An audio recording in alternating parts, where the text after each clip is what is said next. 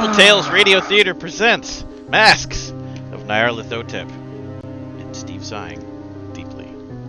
In our last broadcast, our hotsy-totsy band of investigators attended the funeral of their friend Jackson Elias and decided they needed to know their onions and find out what had happened to him. Their investigations took them across the city, and along the way they met some new friends, vowed to fulfill Jackson's dying wish for them to solve the mystery that killed him and discover the fate of the lost Carlisle expedition.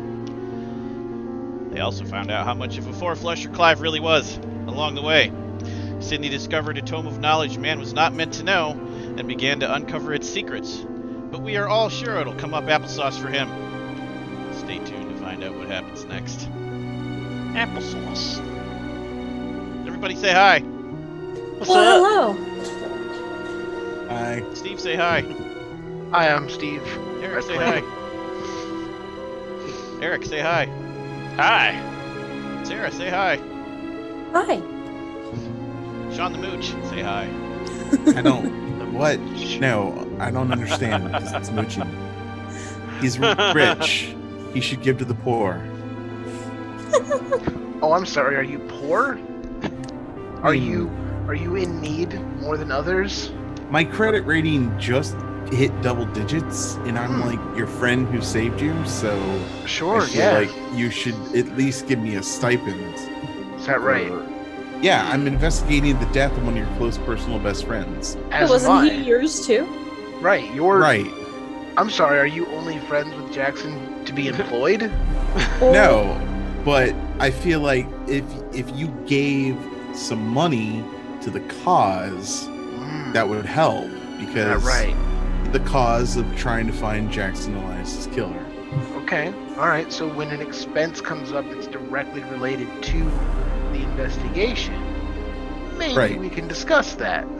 Breakfast is an expense because I can't go out there and investigate on an empty stomach. So I I mean, think Daniel's technically can. employed by Mr. Caldwell. He's instead of the mooch, I guess he's the mook. I feel like I'm gonna need Steve to present me with a menu of what Sydney actually allows them to pick from for their food. You've got to pick they are... terrible they are- menu options, but I was gonna you say, know, they are grown adults. expensive, They can find their own but food. terrible menu options for them. Foraging. I was gonna say, you know what? I can provide Clive with a bowl of shredded wheat. and I just order room service. And for this is the everybody. 20s, so like it's a bowl of wheat from a field that's been shredded. right, Right. and In- Not frosted. 4 ounces of whole milk to use in that bowl of. I mean, it's January. He could leave it overnight, and then it's frosted shredded wheat.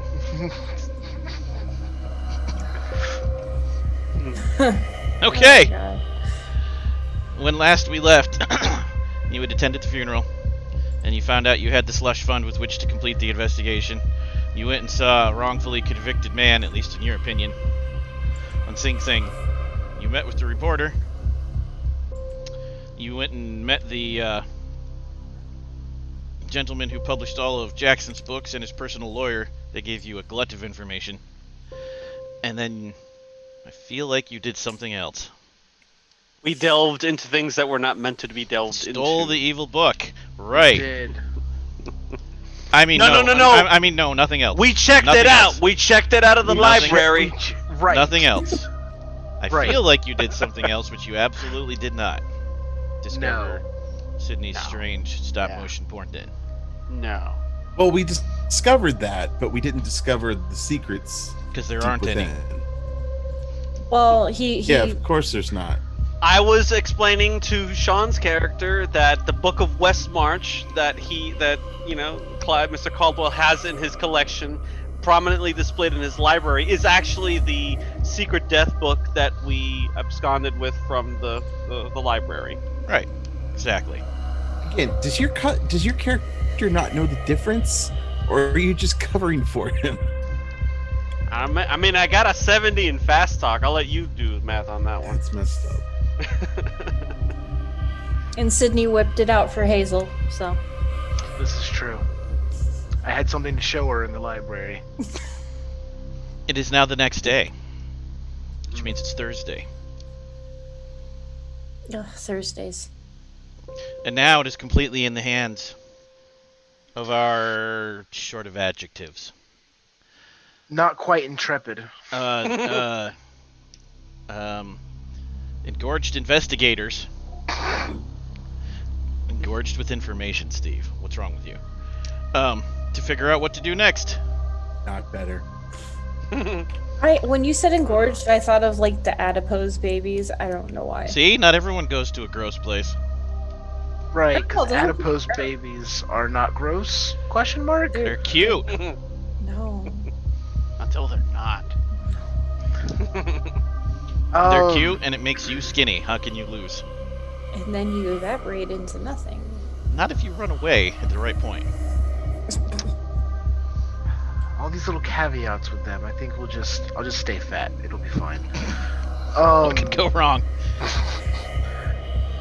Okay, so we have so many leads to follow up on. Yes, we do. So, Actually, Daniel. we've narrowed down the leads. We need to go to there's the shop in Harlem. right. There's the dude's sister. She's Weirdo still guy. around. Mhm. Yeah, we need to talk to the sister, and there's that weirdo guy that what was his name? I need to pull up my notes here for a second. There's also the convict's wife. Yeah, his wife. Yeah, he said to He go kept talk calling to her his girl, but the reporter told me it Oh. was his wife. Got it. Yeah. Yeah, Millie Adams, Correct. I think. Mhm. We also have the writer who we've never been able to track down as of yet. Mm. May Lemmings. poss- Mordecai. Lemmings. Yeah. Lemming. And then we need to head down to Boston to go to the university. Right, we gotta hit up Harvard Harvard and Arkham. And right. Harvard. So I'm writing this all down. yeah. So again, no shortage of leads. No, it's like 6 leads. It's like 2 days. What's the name of that guy, Nakwame? The guy whose name was on the business card? Oh, I've got this. I've got this. That guy's the weird guy. He has like an import business that we can Okay. potentially Yes. poke around inside of. No. So. No, good. Nakwame or yeah. Wait, I'm giving Sarah 30 seconds. She's got this. I got this. He owns a curiosity There's shop. So many notes. His real notes. The Bones of Harlem. He owns like a curiosity. That's the shop. one. Yeah. Oh God, I've got this. It's in here somewhere. Silas Dequane. Damn it! I mean, Silence. Yeah. curses. Also, there's the speakeasy. Yeah. Oh yeah, there's a speakeasy too.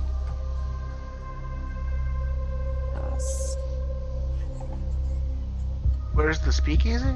It's also Harlem. in Harlem. Oh right, it's the place where that was the kind of the focal point for where people were disappearing, right? Correct. Yeah.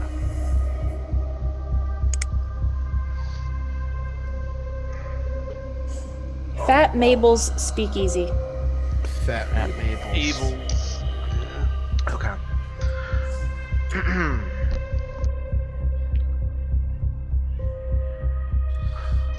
Well, I trust that everyone slept well last evening. I, for one, finally received a good night's rest. Yeah, got a Um, good night's rest and didn't even good. need drugs. What?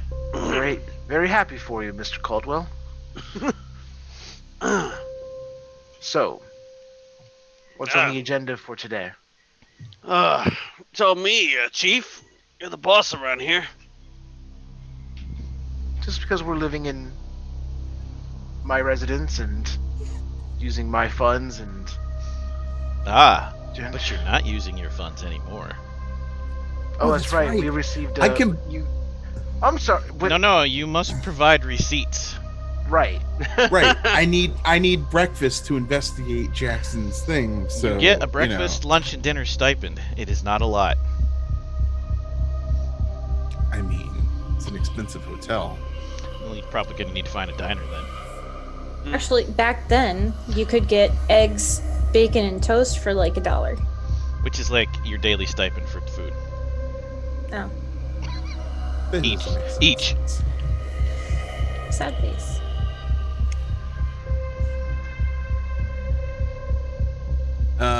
So And actually, I think Harlem's a big target. bacon, Thanks.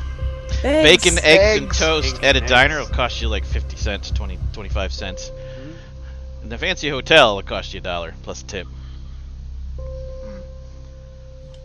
So, Sydney's got that. So There's a place down the street over here, Patsio's. Really good shit. yes, I take your word for it, Mr. Lombardi. I'm sure they're quite delicious. And Harlem, Yeah. and Harlem has some unique European foods. Pizza, and it's really good. You hear? Pizza. It's like a meat pie. No, it does not sound appetizing. It's good. You can put it in your pocket, pull it out later, and eat it. It's great. nope. Yeah, you can like roll it up. Nope. Nope. What? So, we have multiple locations in Harlem. However, if we hit up one, I would imagine we would need to do the other relatively at the same time. Would we like to go to the drinking establishment during business hours or before? Drinks? Yeah, I think we might want to save that one for later. Well, I thought we were going to that speakeasy. place, Arkham. I thought we were going on the railroad. Or is that later? It's like a 2-day trip, 2-3 day trip. So I think we should. Um, Yes, I do believe we should exhaust any leads we have in this city before moving on. If you're worried Harlem. about if you're worried Harlem about might be budgeting worried. time, you should plan in order what you want to do so you can arrange meetings and get tickets because dropping in isn't really a thing in the 20s, Right. except the speakeasies. we could go see Carlisle, and then we could go to Harlem at night. Sounds okay. What the Okay, so in Harlem we gotta hit up the Bones of Harlem and the Speakeasy, right? And Adams's wife. Right, Adam's wife. Okay. So we could do Carlisle, Adams's wife, maybe the Bones, and then the Speakeasy since it'll be open late. I apologize. Who's Carlisle again? This guy this- whose expedition this was all about. That's and right, they're Carlisle. His investigated wife. and Got it. Sister. sister. Sister Erica. Yep, that's what I said. Sister. Same difference. Yeah. Wife, sister. His sister wife. Sister wife, yes.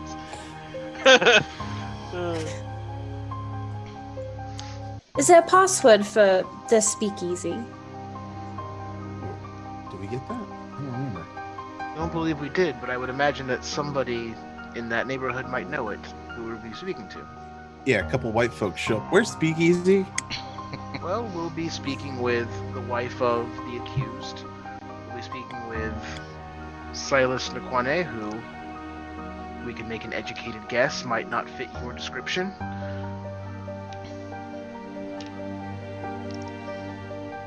You don't need an appointment to go to the shop or the speakeasy. You can quickly discern that the convict's wife does not have a phone. The rest, however, it's up to you how you proceed.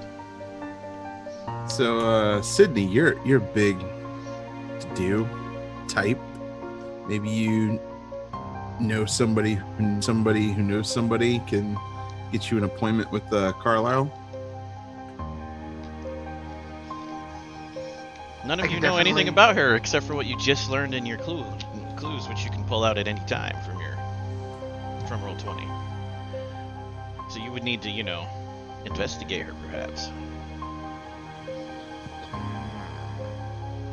Yeah, we gotta talk to this lady, Caldwell's sister, Erica. She's got something. She knows something's going on.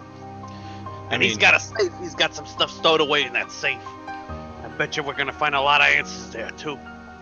You've heard the name Carlisle, Sydney, but you don't personally know any Carlisles. Got it. Carlisle sounds like a big family. Same way you've heard the name Rockefeller, but haven't met any yet. Yep. Okay. You may have, met them in passing at a fancy dinner once.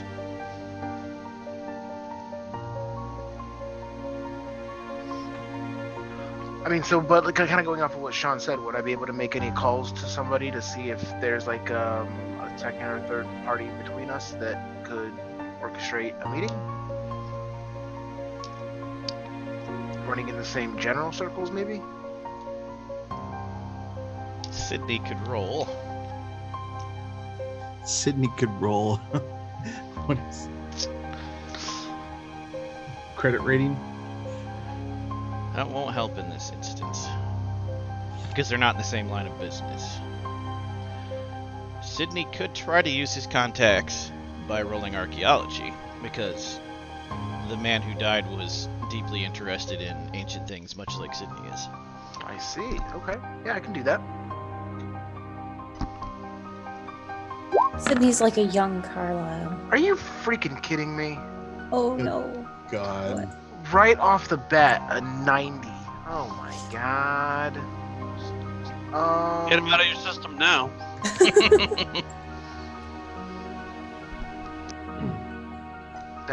That's 20 points. That would kill my luck instantly. Just push it.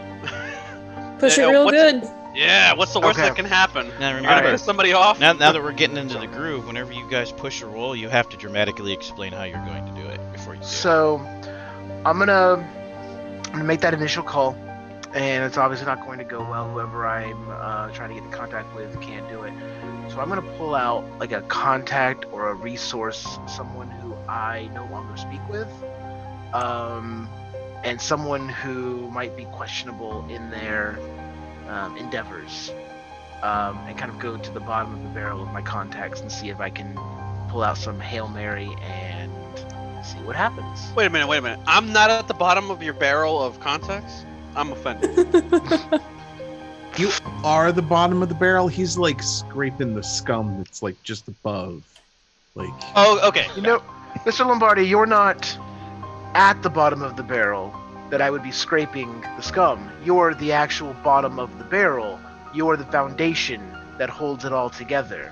Oh, yeah, like Atlas, yeah. Correct. Was that a compliment or an insult? I'm not quite sure. Well, Yes. no, it's not that. Wow, I forgot your first name because I'm the worst. Me? It's not that, Hobo Dan. Oh. It's that first he Not called. you. It's that first he called Brody. That didn't work out. So now he's got to call Sala to see if Sala knows a guy who knows a guy. I mean, Sala's a lot cooler than Brody. We can all admit. Nala. Right, but Buddy. Sala's the guy you call when your fellow professors can't help you. Okay, so here it goes. So I'm calling the more questionable archaeologist. Come on. Nice. Ooh. Barely. Roll20 does not like me in this game. Well, that's how much of a crap person you are. I am going to melt your face.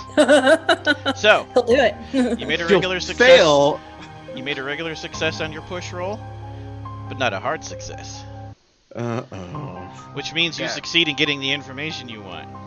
But your contact starts telling everyone he knows that you're interested in the Carlisle expedition. Wonder what that's all about. Motherfuck. Okay. I hire He an does tell assassin. you. I hire an assassin to kill him and shut him up. You could. No. I pay call Hobo Dan. Dan $2. Better call Dan. I was gonna say. Dan, you want to make $2? $2. Oh. Oh no.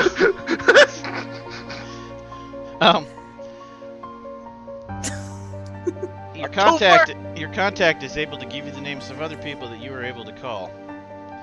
You spend the afternoon on the phone. What do the rest of you want to do while he does this? He spends an entire afternoon on his phone. It's Takes a while. 1924, man. Nothing happens quickly. Except death. And hunger. Kind of just Speaking Kind of hunger, if that's gonna take all afternoon, I'll offer to go get food for the group. I'll go down to Patsio's and I'll get their good blueberry pancakes and some mashed potatoes. I gotta say, I have to imagine that this is the most food-centric Call of Cthulhu group ever. I mean, In all this investigation and all this weirdness, we spend so much time determining what we're eating. What we gonna eat? So We Dan- gotta eat something. So Dan heads off to Brooklyn to this place you heard about called Lombardi's. It's a new establishment. What about you two? I like the name. man, I don't know. Hazel, want to go check out Harlem? Yeah, we might as well. Go talk to Adam's girl and see where it goes from there. That and perhaps scope out where the speakeasy might be, and perhaps even walk past Bones of Harlem. Oh yeah, good idea. I like this plan. It's a good You gotta plan. remember to take me with you, though. You can wait for Pizza Guy if you want. I will wait for Pizza Hobo Dan. Pizza. Pizza Hobo. Dan is no longer part of it. You were the Pizza Hobo.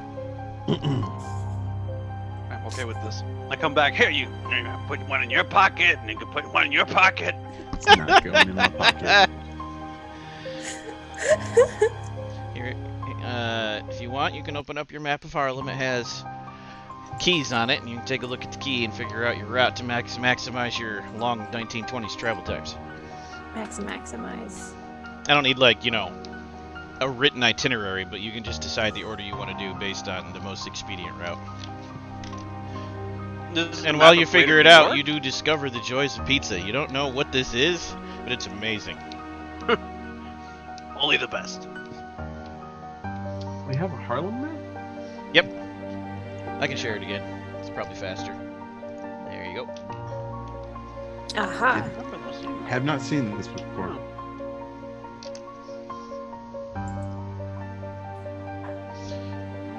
In the upper right is key locations. That's so tiny.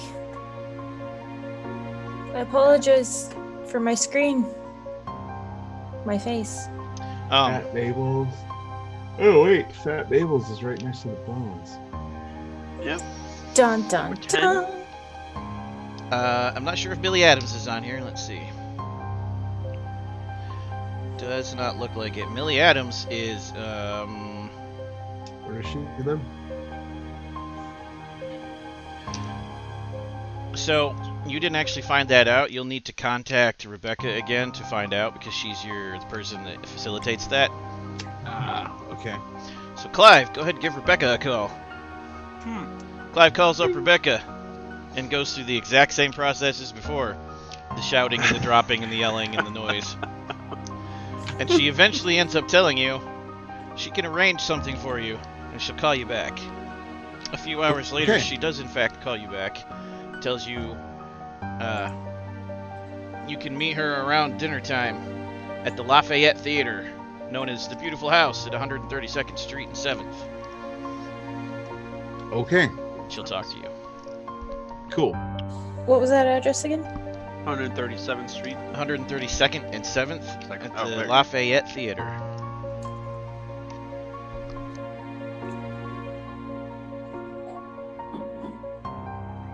We're going to the theater?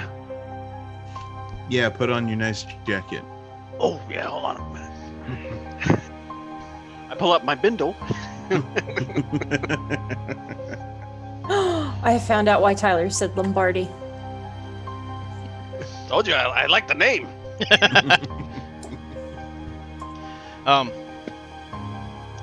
So you're meeting at the theater because this is a covert meeting. This is like in the modern day meeting in a movie theater. And you sit behind you and you whisper things back and forth because remember, he's in prison because he pissed the cult off and they set him up for murder. And he's worried about his wife being hurt because of them with no protection. This is a cloak and dagger thing. Approach that as you see fit. Bring a couple revolvers, boss. You know, keep the noise down. Verbalization to a minimum. Oh, like the library, yeah, I copy. Right. just like the library. Just Exactly no like the books library. that you shove in your study that cause you and your friends to get drugged up. What are you talking about? The fact that you're covering for him still just, I don't understand. I don't get it. Sydney's gonna melt your face one day. So he's gonna melt your face one day. No, he's gonna fail because D20 is gonna be like, oh, Steve's rolling? Fail. New Call of Cthulhu Valentine card. You melt my face off. All right, so we gotta wait till night to or early evening to see her at the theater. Correct. Okay. Cool. Do we need to get tickets to this thing somehow? No, you just need to show up. They'll meet you in the marquee, the lobby. Okay. Does this Cool. place play talkies? No, this is live plays. This is Broadway. This is Broadway. Oh, it's that kind of theater. Okay. So now that you have that meeting, Mm-hmm. what would you like to do? You have a good couple hours before that meeting would take place. Am I no longer on the phone, or am I still pushed that role to talk to bad guy? If they wait for you, then they'll go to the Lafayette Theater first. If they don't wait for you, then they'll leave, and I'll resolve whatever they do first, and we'll deal with the end of your phone call. Okay. It's really up to you three. Or you two, because you're planning all this while Dan's out getting pizza. I mean, we could take Sydney, but then I'd have to like watch all the food that I'm eating. Take it down to a science lab, have it tested. Poison your popcorn. By then it's cold, and then yeah. I don't think he'll be poisoning us in public. For private only. I don't think he'll be poisoning us in public. I guess we can wait. Okay, Split the party. so you head to your meeting with Millie Adams first, and then you'll decide what you want to do about getting drunk and spying on a closed shop. If it is closed, you don't know what its hours are. Right. Okay. Okay. Sydney, Ease. you have a fascinating phone call. While I stall and scroll up. I see. That is Um, very fast. You would say that. I'm quite fascinated. Fascinatingly so. I'm fascinated with your fascination. Fascinatedly. So I'm fascinated by your fascinating face of fascinations. Oh. wow. While Look wearing at a him trolling for end of game free bonus die points. You bastard. I mean, I already I'm banked up pretty good. I think we might. We can throw Sean some pity ones this Pity game. ones. So you find out that Carlisle House is an estate in Westchester. It's a secluded rich person place. Sure. After pouring through trying to get a hold of any of her representatives, any of the numerous Carlisle Company holdings, you discover in the end all inquiries are forwarded to one Bradley Gray, a partner in the law firm of Dunstan, Whittleby, and Gray. Apparently he acts as her confidant and lawyer. If you want to arrange a legitimate meeting with her, you're going to have to go through him and impress him. She is a high society rich person and won't make a meeting just because. So that's Even probably for Sydney, you Sydney's need job. more pretense than, hi, I'm another rich guy. Got it. You know, I'm looking into your dead brother. You can try some sort of angle of that, yes. Sure. Okay. But you get the number. You can do with that what you will. Okay.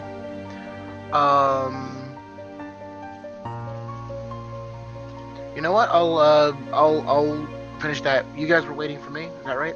I think we're Think so. gonna wait. Yeah. Okay. I actually I appreciate your patience in me and reaching out and speaking with my former associate. However, I feel as though setting up an appointment with Miss Carlisle will be a bit of an endeavor that I should focus my attention on at this time. If one of you would like to stay with me while on the phone and see what happens. I can, but at this point in time, I think that maybe I should focus my attention towards that while you head to Harlem. I can meet up with you this evening once appropriate business hours have concluded.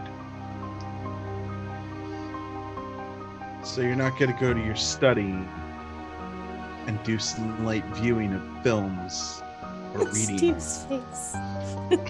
You're gonna make the call, get off the phone, put on your coat, and then get your driver guy to take you down to Harlem, right? I'm his driver. This is true. She is my driver. Well, I would have to seek out second or possibly third option of driver. Right, Dude Hazel.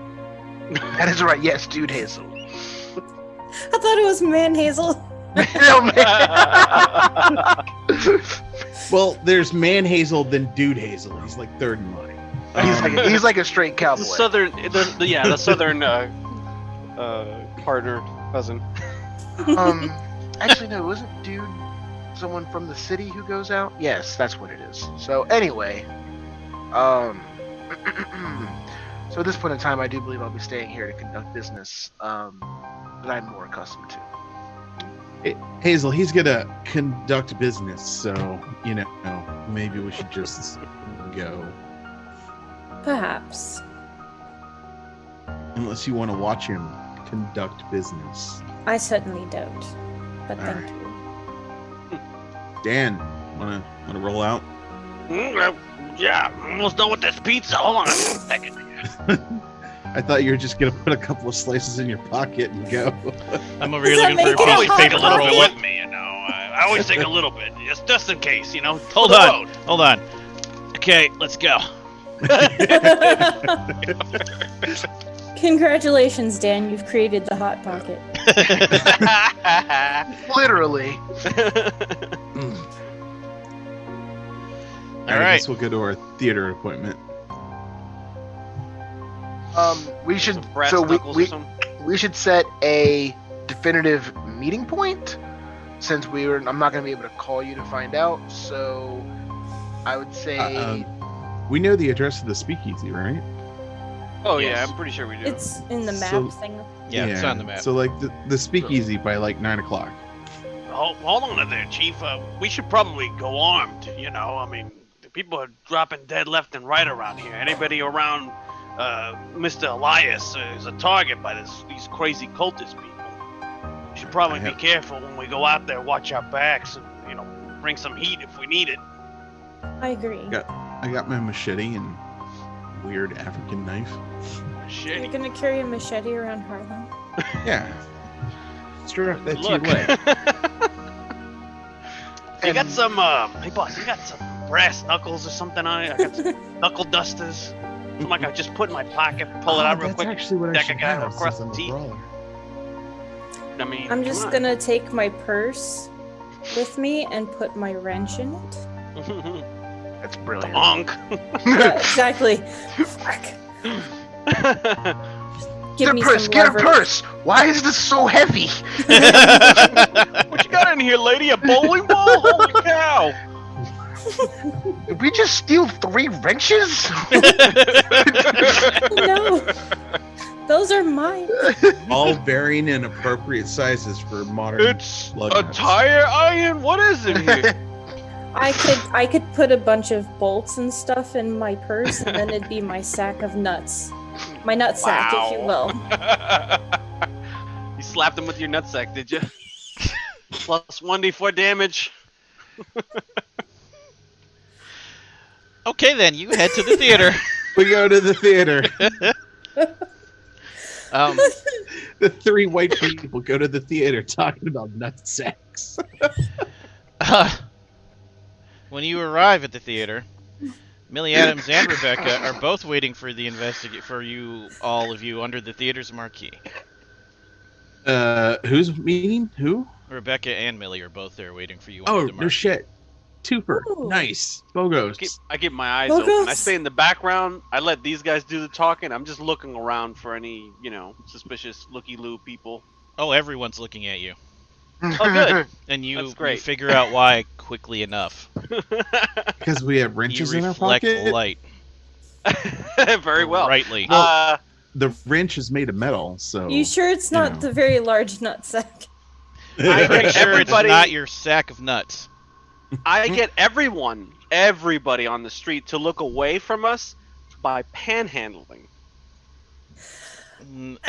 Unfortunately, sorry in to bother you. Can I borrow a nickel? Just a nickel. I want to go see the talkie. unfortunately, in this neighborhood, you're like, this is a good plan, you guys, and you walk towards a guy who walks towards you, and you say the same thing at the same time, and you're like, shit. Oh, hey. Hook 'em if you got 'em. Dan is having a cigarette with a local fellow. You should trade nickels. They're speaking animatedly. Dan is sharing his pizza with him now while you watch. Oh, Italian, Irish, so I'm talking with my hands a lot. they're talking the hobo code. That's so cute. Yeah, here's some pizza. I offer Hazel my arm, and we go into the theater, I guess. Millie ushers you into the smart lobby, past the ticket booths, past the cloakrooms, and through into the stalls. Various Whoa. cleaners and other members of the staff smile and greet Mrs. Adams as she passes and glare at you two. Oh. When Dan wanders in, they just kind of look at him and they're like, oh, you're one of us, and they ignore him. How's it going? They also seem to know Rebecca, and they treat with courtesy. Oh, okay. The house lights are fully up in the main auditorium, as Millie shows you to seats in the center of the stalls. If you want, you can take a look around before things begin with spot hiddens. I stand by the door, and I don't sit down. I just look around. I scan the room. Hazel, spot hidden. Yeah. Clive, Ooh. spot hidden. Oh.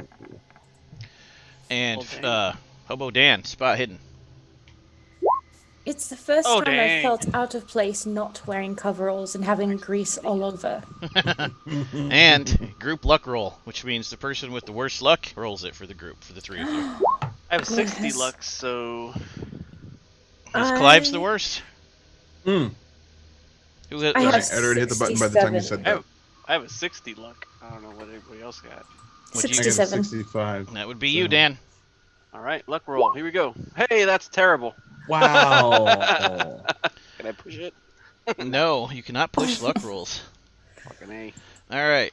I got a regular success, a regular It is- success, a regular success, and It is a not our lucky day. failure. Okay. Can I push my spot hidden? Yes, but must describe what you're doing to make that dramatic. I'm not. Instead of just standing by the doorway looking around, I'm actively like skirting the edges of the theater, just kind of like making sure, like looking down the aisles, almost pretending to be an usher. I mean, it's in the dark, so I can kind of like slink around and not be seen and peek and see if anybody's suspicious looking. Push it. So, push it. Ooh, I made it, but not quite because it's not a hard Ooh. success. Just Oh So- under the wire. You succeed, but not with a hard success, which No, I means, do not. Oh no. as you're slinking around the theater, you spot a suspicious character. You can't figure out why he's suspicious at first until you see sticking out of his back pocket is one of those weird hats with the mouth and the tongue. And he is off in the corner in a lower part of the stalls looking up at your group in a position they cannot see him from because they did not make hard spot hidden rolls. And you're about to run in and tell them when an usher grabs you and says, you're acting like a weirdo white guy slinking around in our theater, we can't trust you, and you're summarily evicted into the street. Oh, I tried to fast talk on him. Sorry, I was looking for my dog. Did you see my dog in here? Roll it! Your dog. Sparky, are you in here? Hello? Oh. You succeed in not being arrested, but they still kick you out of the theater. They will let you hang around outside and wait for your friends, however. You're looking for your dog, Sydney. Come here, Sydney. Come Because on. it was a push roll, because it was a push Aw. roll, you cannot recover That's enough right. to warn your friends. I am like the dog of the Fuck. group. I bring nothing but happiness and am always loyal. However, Yeah, except for when you're poisoning us. because And that was an drugs. extreme success, you mean- can at least stay on the property. It was for your own good. The rest of you, they're in the theater. Sorry, guys. Ah, you failed us. As far as you Did can I tell, at least make enough of a commotion that they noticed? no, because you were outside in the lobby. They went in. So Mm. 1920s speak, in case it wasn't clear to anyone, when I said stalls, it doesn't mean the bathroom stalls. That's the individual spots you'd sit in a theater back then. You probably call it a booth now, I guess, or a balcony maybe. Do they have payphones? Nope. They do. I don't know if they do or not, but they don't here. Not at this theater. I'll find I ask out. around. I'm like, I need to make a call. Can somebody show me where I can make a call?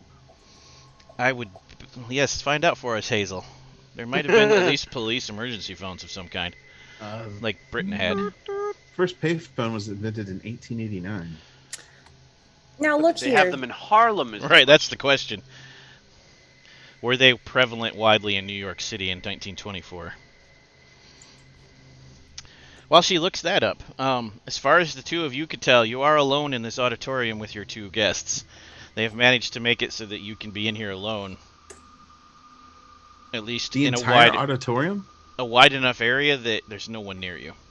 Clearly, Okay. clearly this was set up this way for you. By 1925, there were 25,000 payphones in New York City. You can find a payphone. Make a luck roll, Eric. Or Dan. Hello, operator. Hello. Yes. You find Ooh. one less than a block away. I'll come back to you in a moment. The house lights are fully up too, so like that's why you're as alone as you are. The show is not going on in this auditorium Oh. at okay. this point.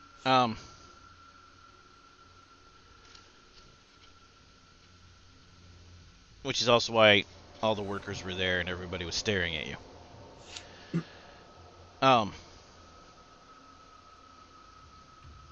You all sit down with the two of them in the stall. So you're over here and they're over there, and it's like couches looking at each other. And the two of them look around and they say, "It looks like we're safe. Let's talk." And they look at you. Nice to meet you, Miss Adams. She says, "Not sure if it's nice to meet you or not yet, but I'm pleased to make your acquaintance. I'm Ah. pleased you're willing to listen to my man, despite you being the way you are." Reporters? She just smirks at you. It's a pleasure to meet you, and we believe your husband. Your accent is hope- fascinating, lady. Why, thank you. So is there anything you can detail to us that your husband might not have told us, or you might have seen happening since he went in? Suspicious fry eyes. What did my husband tell you? Good question. You can take a moment and decide out of character what you want to say in character. We will assume the two of you planned this ahead of time. Sure. I don't see any reason to hold back anything. Like, Yeah, no, I totally don't. I mean, it's kind of cut and dried. It's Hilton Adams was arrested at the scene of the deaths, and Captain Robson wants to blame him. And Robson may be in on the oh, that's right. I Hat forgot about the corrupt people. cop. notes.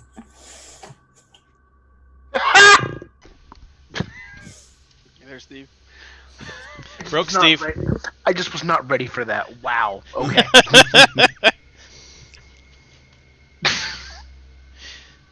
I think we relayed that message to her. Like, we kind of give her the synopsis of what we know and suspect.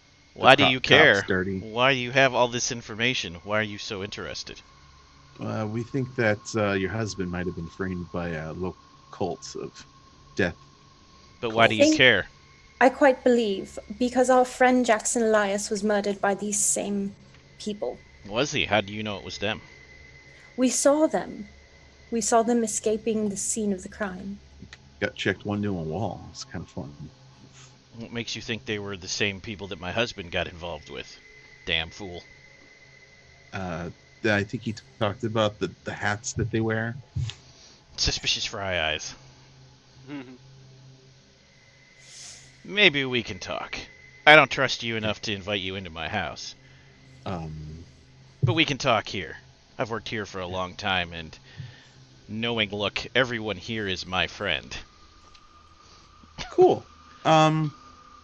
So Except that one shady guy you don't see. yeah. What do you know? What do you know about this cop? Do you know anything? He didn't confide everything he knew to me. Just a few suspicions, enough for me to want to get involved after they framed him for that diabolical crime he did not commit. Get involved? I'm sure he told you. I'm gonna prove his innocence. Oh, yeah, we'd like to do that too. That'd be great. We'll see. I'll tell you what I know. Cool. Great. However, you're gonna have to agree to try to exonerate my husband, which means more than find the facts. You're gonna have to use your white man powers to help. Absolutely. Oh, I get what all the references are now. Wow. Okay, yeah, sure. In fact, we know a rich white man who I'm sure would love to exonerate your husband. Spend all of his money doing it. Excellent.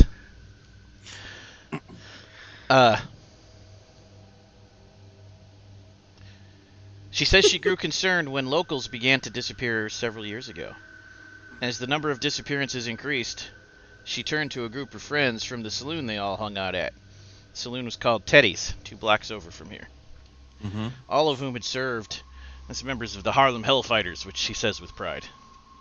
They began organizing patrols to try and protect members of the community alongside trying to find out who was responsible, after the police at the precinct refused to take anything seriously. Even after the mutilated bodies started appearing a couple years ago, the police still refused to do anything, claiming gang violence and street robberies gone wrong, despite the pronouncements regarding an African death cult by some old crackpot with too much time on his hands. Check that name. Her man and his friends focused on the death cult link and managed to turn up a reference in the New York Public Library about some long-dead cult from East Africa. He didn't tell her what it was called, and the police confiscated the journal in which he kept all his notes. She remembers him using a strip of red cloth as a bookmark in the journal. Probably had some significance, but the police confiscated that too. The investigative group's activities didn't go down well with the police, who warned him about the dangers of stirring up trouble. Pressure was also applied to their friends by the employers of their friends. Members of the conservative old guard who were concerned that the group's activities would only bring Harlem into disrepute, especially all the cult nonsense, which just played into white perceptions of black people as uneducated savages. This was further backed up by their respective church elders in a series of pointed sermons. Despite her husband's reticence to include her in his inquiries, he did mention that he thought there was a cult operating in Harlem, and that they were probably paying the police to turn a blind eye to their activities, just like all the other gangs do. One night, shortly before he was arrested, she overheard him mention the name Bones of Harlem to his friend, Needham Johnson, who was a reporter at the New York Age, which she also mentions with pride. Her husband was arrested in September of 24 after he was found standing over the body of a middle-aged white man in a dingy alley not far from the Harlem branch of the New York Public Library.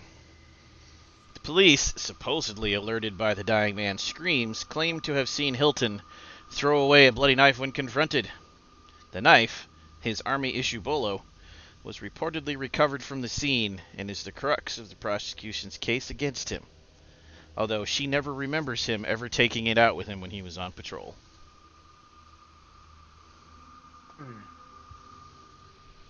Was it actually his knife? Not like they're gonna let her see it. No. I mean, has she found it somewhere in her house? She hasn't seen it since. Okay. We are aware that the killers have been using knives, very long knives. And as far as I recall, the killers we saw were white. Yeah.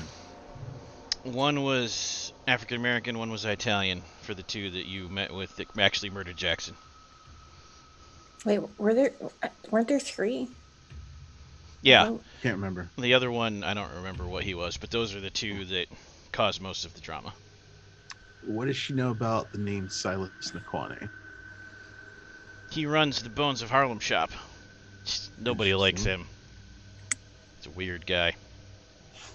And the speakeasy supposedly down the road from it? No, saloon. Saloon? Titties. Teddy's. Saloon. The difference would be saloon legal, speakeasy not. Gotcha.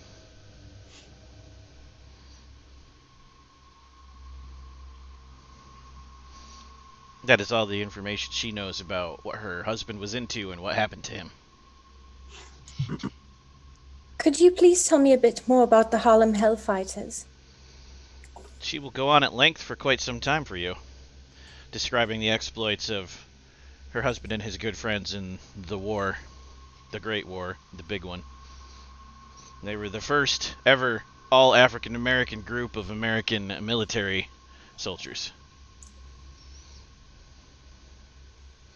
Their officers were, of course, not African American, but the soldiers were. And the line officers, not the ranked officers. Fighters. And they served with distinction, and everything they did was done to the point where they should have got a lot more medals than they did.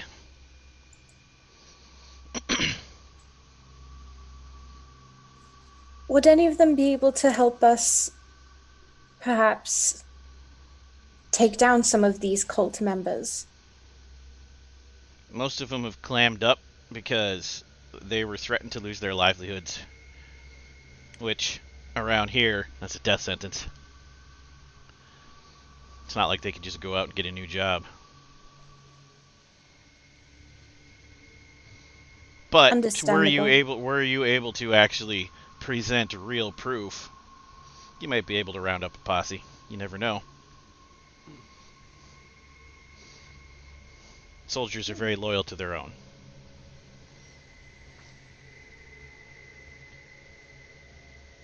Cool. They would also absolutely be able to point you in the direction of, you know, types for hire who could help out. My secondary character. Are you gonna die soon? Oh god. No flashbacks, it's fine. If everything goes to plan. Wait, what? I need to test this on someone. Yeah, bring your face over here. What's the newspaper for, boss? Just stand right on top. It's all right. Shortly thereafter, the meeting ends, target. and you part as good acquaintances, if not friends. Rebecca Cool. thanks you profusely, and she's still thanking you as you exit the lobby with her, Millie having gone out the back door with friends, where you're immediately accosted by Dan. I beg your pardon. The whole time I was trying to call Sydney's house. You like, to get succeed. the Let's operator. do that phone call. Okay. Hello, operator. Click, click, click, click, click.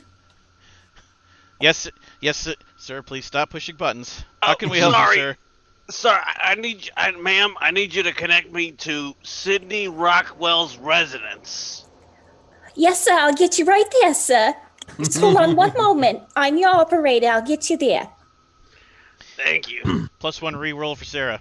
Sydney, your phone rings. I need to keep this. Yes. This is the Rockwell residence. Chief, hey, it's me. Listen, I got thrown out of the theater, and there's a guy in there with one of the funny hats. These guys got tailed. We gotta warn them. Mr. Lombardi, I'm sorry. You're going to keep this line clear. I'm awaiting a phone call, a very important phone call from the. This is it, boss. This is this phone call you've been waiting for. It's thrown out of the theater. There's a bad guy in there. One of those jerks with the weird hats and the flappy thing. You know what I'm talking about? Oh my. We gotta stop him. We gotta warn him, but they threw me out. Yeah. Okay. I mean, are they safe? Are they okay? I don't know. I don't know what's going on in there. And you're just standing outside, Mr. Lombardi? They threw me out. What do you want me to do, boss? Improvise. Can you call them? Can you please? I don't know. Tell them there's a fire or something. I want to try to see if I can flush this turd out the back of the theater so I can sock him in the teeth. Tomorrow's headline: Rich white guy calls Harlem theater for fake fire. Stampede arouses 3 dead. No, Mr. Lombardi, I don't think Ah, jeez. All right, I'll call him. No. Oh, okay. Well, then maybe you should call him. Okay, And I'll wait for him in the alleyway. So when he comes out, I'll suck him in his teeth. okay, yeah. Mr. Lombardi, I will make my way there as quickly as possible at utmost haste. Thank you, I- Chief. Hurry! Click. I will. Your phone immediately rings again. Yes, hello, Mr. Rockwell's residence. Please do Who not were be you a crazy calling hobo. again? I lost track because that was hilarious. I was trying to get a hold of Miss Clyde's attorney Oh, to yes. start Yes. working that angle. Is this Mr. Rockwell? Yes. This is Fancy Lawyer Man. Yes. Hi, Mr. Fancy Lawyer Man. I apologize. When I scheduled our callback, I thought I had more time, but unfortunately, there's been quite a pressing issue at hand. But I did not want to miss your call, so I will be as brief as possible in regard to our conversation going forward, if that is okay. What is it you want with Erica? Yes. As I mentioned before, yes. Hello, my name is Mr. Sidney Rockwell. I have. I don't believe I've ever had the pleasure of directly meeting Miss Carlyle. Um, However, I do feel as though at this point in time our paths and interests have crossed, and I would like, if possible, to meet with her to discuss her brother's expedition, missing status, and any follow-up incidences that happened thereafter, such as the trial of those responsible. Everybody wants to talk to her about that expedition. Why should I let you? An excellent question, and one in which I want to make sure that you do not feel as though you are wasting Miss Carlyle's time, because I feel that that is a very precious commodity at this point. Thinks to self. This guy talks a lot. As Point mentioned, 1, 2. Fancy lawyer man. as mentioned, keeping this as brief as possible. This is how Sydney keeps things brief. Also thinks to self, I should hire him. He'd make a good lawyer. I am in the same.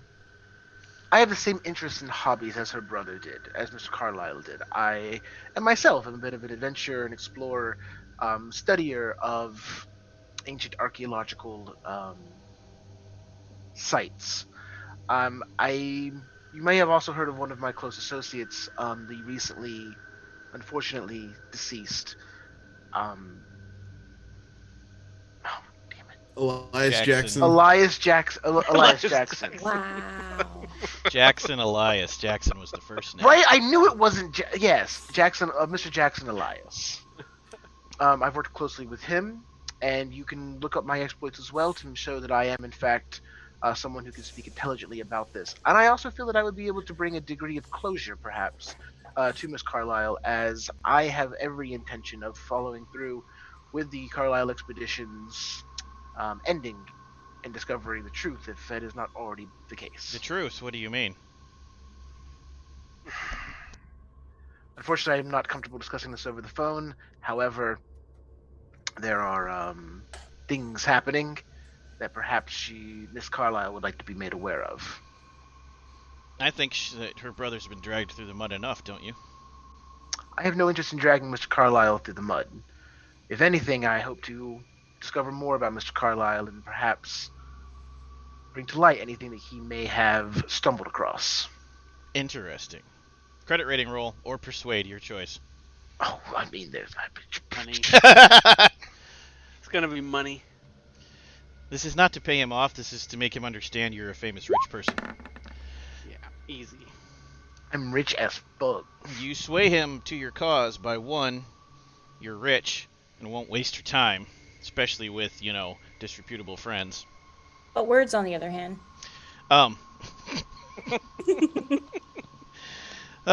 Poor Sydney. And that maybe you'll try to bring favorable information to light about the expedition. However, getting past him doesn't get you the meeting. It allows you to try to convince her to set the meeting. See. He can give you her itinerary, and you can decide when best to try to meet with her. Okay. Approaching her at the house is unwise. Probably get rebuffed. She's got a lot of large, burly men to rebuff people with. And dogs. And a lot of ums. More than 10 to 12 inches, I imagine. In fact, more than 10 to 12 inches. I see. Whoa. So he tells you of her next 2 days of itinerary, which includes an event where she's going to meet with other socialites of the area, where it's the cocktail party, but they're of course there to do business. Okay. There is a show that she's going to make a public appearance at where she can wave at cameras, maybe answer some questions. And then she's going out for drinking and dinner with actual friends, which with that hard roll, he tells you about that too. This is not a public event. Fancy. And are you asking me to make an appointment at this exact time? I'm sorry, do I have to tell him which one I'm going to do, or No. You This just is got where past she's the going to gatekeeper. be- Right, it's up this to is you where now. she's going to be the next 2 days? Okay. Mr. Fancy Lawyer Man, I appreciate your time and the information that you've been able to share with me, and I hope to fulfill my end of the bargain of making sure that this is not a fruitless endeavor for you, and hopefully working closely with Ms. Carlisle is in my future. You can call me Fancy, Mr. Talks a Lot. It's good to meet you. Have a nice day. That ends our segment of Fancy Lawyer Man. Esquire. +1 reroll for Dan the Hobo. That was even better than the typed out version. And then you head as quick as you possibly can to meet up with the always reliable with his information, Dan the Hobo. Yes, correct. So, make a luck roll, Sydney. Hobo Dan does whatever a hobo Nice. does. Boom! I catch the train Whoa. perfectly. Exactly. Right You on arrived, time. but you arrived before the show was out. Find Dan pacing back and forth very rapidly, wearing a hole in the pavement in front of the theater. Well, I wouldn't wait it out front. I don't know if you caught it in the chat. I was trying to find the alleyway next to the building to try to kind of hide Oh. and squat there because You I'm do find it, expecting the but there's sneaky guy employees trying there. to slip out the back. You do Oh, find it, shit. but you see employees back there, and they're all like, That's the guy we threw out. Mr. Lombardi, let's act as decent people, shall we? You came! Oh! Yes, right. hello. Yes, the traffic was immaculate for the first time. So explain again, what exactly is the issue here? You said that you saw one of the... I caught one of those looky-loos down there looking up at our people when they were sitting inside the theater. And he had one of those funny hats with the little flap things, you know what I'm talking about? The weird red tongue? Yeah. I remember it intimately. If I recall, I whacked one of them across the head quite dramatically. Yeah, Yeah. one of them was in there. He I was see. It must have been following around Millie or one of these other people. Okay, I understand. Allow me to attempt to remedy this. Sure. Yeah. Lead the way, boss. Okay, well, let's... Excuse me! Hello? And I'm gonna go to the alley and wave down the employees. Fry squint. Oh, not good. Hi, yes, hello, hi. I just wanted to say thank you very much for watching out for my friend back there. I know that sometimes he's a bit prickly and not one to garner the most instant... What do you want, Whitey? Yes. I just want to make sure that you are aware that my friend is quite trustworthy and he feels as though you might have an intruder, one of violent nature, inside of your establishment. Yeah, Perhaps... you. Points at Sorry, points at Dan, guys, not Sydney. Yeah. Sydney, it occurs to you that there's a way past this. Sorry, my employer's a bit what's the word I'm looking for? verbose. Stingy. He's stingy. Verbose is the word. But Obtuse? he'll make it worth your while, all right? There it is. Will he now? Well, then perhaps we can be friends, white man. Thank you, Mr. Lombardi, for your assistance. Of course, of course. What do you say, Chief? My friendship ain't cheap, buddy. And how much would your friendship be worth? Fiber for me, fiber for Clyde. Points at the other guy. I see. I personally feel as though you're underselling yourself. And if you'll take both my friend's advice and perhaps do a thorough search and protect our two friends who might still be inside, a very handy British lady and a very unfortunate reporter. If you can check on them, if you could check on them for me, while also looking for someone who might be wearing a unusual head adornment, Like an ugly fez. I would Handsy actually, British lady. Yeah. I would actually be able to part with 10 for you and 10 for your friend. You got it, Chief. They snatch some money and disappear. Into Time- the building or down the alley? You And don't I know put because my the alley foot goes right in behind the door. building. Never No, going no, Dan. They go down the alley and behind the building. That doesn't mean you get to follow them. You could try. But that's not what you paid for. You paid for them to do the work for you. Yeah, I want to, personally, it's personal for Daniel. He wants to punch every one of these guys. Is it that, personally personal? Responsible. Personally personal. Hold that thought. Rewind time. Oh. You guys finish your meeting with Millie and Rebecca, Mhm. and she's saying that maybe you can be friends, and Rebecca's beginning to thank you when a bunch of shouting begins in the auditorium below you. Hey, what? No, come back! Wham! Crash! Wump wump! Crash! Come back here! And the crack of a 38 screaming. Holy There we shit. go. Outside, you're like, this is taking forever. Did we hear the crack of the gunshot? You guys are outside, and you're like, this is taking forever. Oh shit! I look at Sydney, and then I'm like, I immediately move to like the trash bin or whatever, and I like hide behind it, like stealth mode. I go inside. Where are you going? Sydney charges through the front door. Got it. Oh shit. Okay, I'm following behind. I'm putting on my knuckle dusters. Duckle dusters? Knuckle dusters. Knuckle dusters. You run inside, and there's chaos everywhere. People screaming, running out the back, running out the front.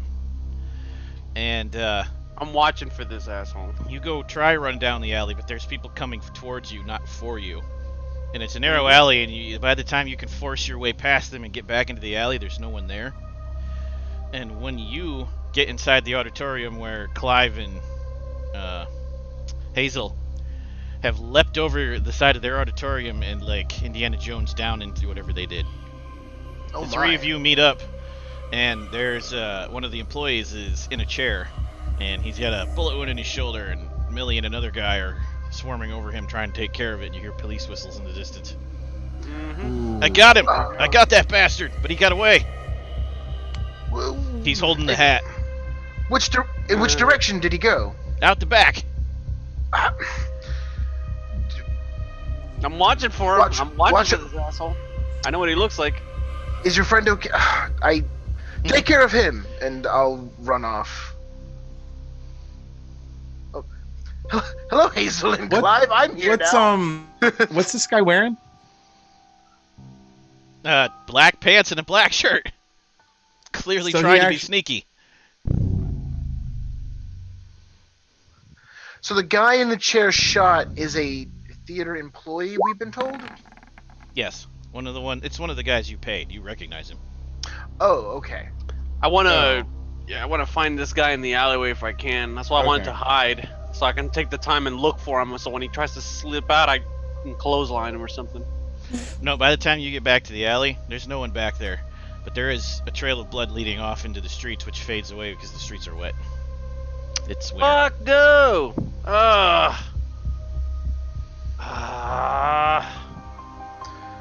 Okay. I'm going to say,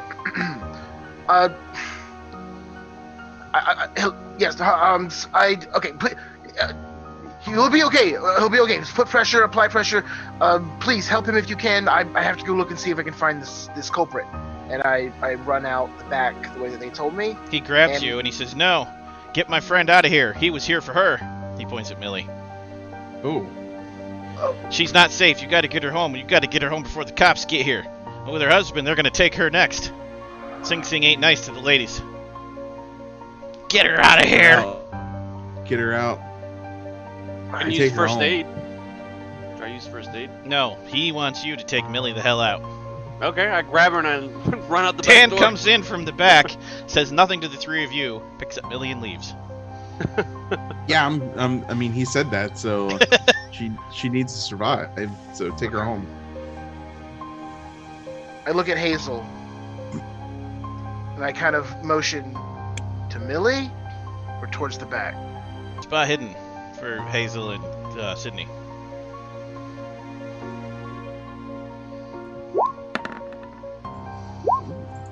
You hear police swarming the back alley. Yes. Okay. Well, I guess that answers that question. Okay. You We go with Millie. you escort Millie home, where she thanks you profusely, and now you know what her address is, should that be important in the future. You also now know she is in danger. There's a member of the Hellfighters waiting for her at the house. News travels fast. I check And- for tails. I'm not sitting. I'm not screwing around. I'm like checking to make sure we're not being followed. Oh, you are, by another Hellfighter. Oh, okay. You picked him up at some point, you don't know when. You know that guy over there? Yeah, they're here to take care of me. This is serious business. Sure is, lady.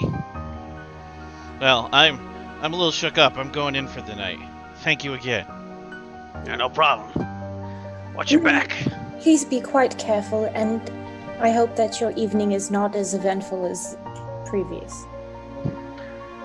Her last name's Adams, right? Correct. Mm-hmm. Yes, Mrs. I was going to say I can't remember if she's officially Miss or Mrs. Oh, yeah, Mrs. Mrs. Adams. If you don't mind, there is one establishment we were looking to visit this evening that hopefully maybe you might be able to provide a small bit of assistance to us with. Oh no, I'm not coming out of my house again tonight. They tried to kill me. Absolutely, Miss Adams. We think you should stay here as well. However, would you happen to know any sort of information about how to access Fat Maples? I don't know. Let me think. Stall. Yeah, so I just want to make sure that if we can get the information from her about any password or secret knock or anything like that, about how to get into the speakeasy, which is, hidden. That would be good. That would be good. So since her husband seemed to have knowledge that there was a centralized badness there, maybe she might... Centralized badness. Oh man, that's my band name now. Centralized badness. Wow. Or should we be decentralized badness? Oh, this is Madari was the guy who stays above Fat Maples. That's right. He's associated with Silas, who's a creepy asshole. So I'm just looking. Really? Yep. Yep. That's what we learned when we spoke to Adams in prison. Is that this guy Nakwane is creepy as fuck. I remember he's creepy as hell. Yeah. Yeah, and he has an associate named Makunga Madari, who stays above Fat Maples. That's our inn. Can't read that. What does that say? Fat Maples. There it is. Okay, yeah, she's got it. She's got it. Yeah. Makunga Madari. No, I haven't been to that one. I usually hang out at the saloon. Well, thank you, regardless. This is Absolutely. Please do stay as safe as possible, and we are here to help as well. She shakes all your hands dramatically. Cool. Nope, social distancing. Sorry. Elbow. Scarlet fever was back then, wasn't it? Scarlet fever? It's about No. that time. Spanish flu's around now too, I think. Could be I wanna off by start a 20 new- years, who knows? Every 20s, there's been some sort of Disaster. plague Yeah. of some sort. Yeah.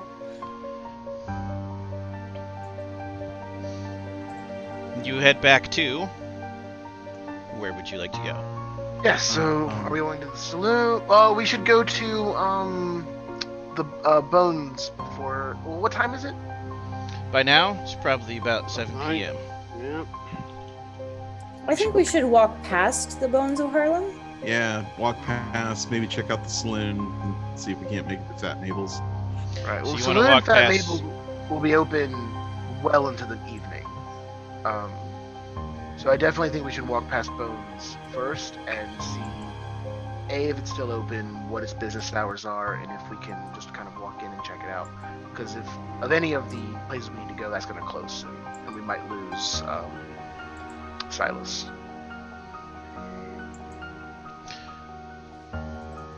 Group luck roll. Lowest? Is that me? Still with 60, the lowest? It's lower than me. Yeah. Oh, look at that! Boom. Fucking A. I got excited because I thought the extreme success was your roll. Well, Regular still works though. Sorry, that was me. I didn't mean to disappoint you. The store is closed. The Emporium is in Harlem at 1 Ransom Court, a cluttered alley off West 137th. The alley opens into a 20-foot square courtyard. The only doors from the courtyard are those of the Bones of Harlem and the back door of an abandoned pawn shop that fronts onto 138th Street. The lights are on a little bit through the windows. Are we peeking the Are we getting- windows? We're getting children aggro. Are we getting a cameo? We need a cameo for our future Come game on. member. He Come just wants on. to throw a Spider-Man hat at me. Get him. There we go. Get him Oh. on camera. Get him on Show camera. us your crotch goblins. Crotch goblins. That's great. wow.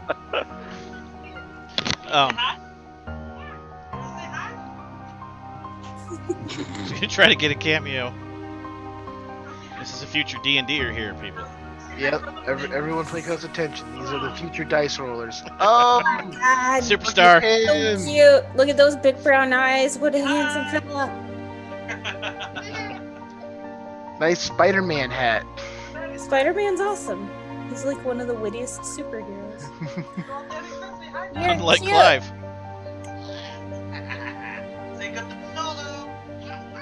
Look, man, Sydney's gonna get rich off you, Clive. Sydney's gonna come up with this brilliant idea for a superhero that is really cool in his natural form and is you in his disguise. That is true. I will. We're gonna call him Clive. No, Clark. Clark works. Clark Caldwell? Clark can't use real name. Yeah, I can't use your it's real too name. long. We gotta shorten it. Yeah, we need it snappy. Clark and then like something. Clark K. We'll get Kent? there. We'll work it. It could work. Can't. Nah, I can't. No, don't like Can't. that one. Don't like that one. And if he's gonna be Clark like you, he can't. definitely has to be some kind of hayseed from like Idaho or something. Right. And Yeah, Idaho. It's Maybe as really, far out as like Kansas, maybe. it's kind of it's the heartland. It's Probably just from like a Write small this down. town, We should like a small revisit village. Okay. So, so that was just my idea. If we can, check out that storefront first, but it's closed apparently. So. Well, I suggest we peek. Well, the the windows. lights are still on. the lights are still Hey, on the first floor, and there's a lot of light coming out the very few basement windows you can see from the front. In the So courtyard, is it- you actually see a couple people just milling around. is there Looking any all blood around? Millie-like. What? Is there any blood around? No, you do not see any blood around. It's been raining, so no chance of Snowing. that happened, Jack. Any chance of track to find that blood? Not with a 15%, no. Well, I luckily, can I attest- have more than 15 in track. To Hmm. spot hidden. You said there's some dudes milling about in the alleyway? A couple of them, yeah. An Italian guy and an African-American gentleman. I approached them. So we're going to head down the alley to the back of the store. Yeah, why not? As soon as you start Go heading get 'em. down the alley, you get fry eyes. Go get From him, who? The two gentlemen. Oh, yeah. I want to talk to him. Private property, Where's- sir. We don't like your kind here. Why don't you head reporters? back to Brooklyn? Yeah, I was just interviewing some people in the neighborhood from They the. block the alley so you can't progress into the courtyard. Oh no, I don't want to go into the alley. Okay. I'm just talking to them. One of them's Italian, though. They stand there Yeah. and do this no matter what you say to them. Yeah. So you guys know anything about the shooting down the street, downtown? Anything? Nothing. Sydney, you got $5? I think these guys want $5. I think I got a nickel. I got a $5. And Yeah, a piece nickel. of pepperoni. You guys talking for a nickel? Will the nickel slip a nickel in your pocket? No. Cool. All right. What's going on here, Chief? What do you need from these guys? I'm gonna come back during store hours, and maybe your boss will be more talkative then, or storekeep. Whoever. It's fine. What do you need from these guys, Chief? Just wanted to see if they would talk. See who Spot they hidden were. from the other three of you. Sydney, you go first.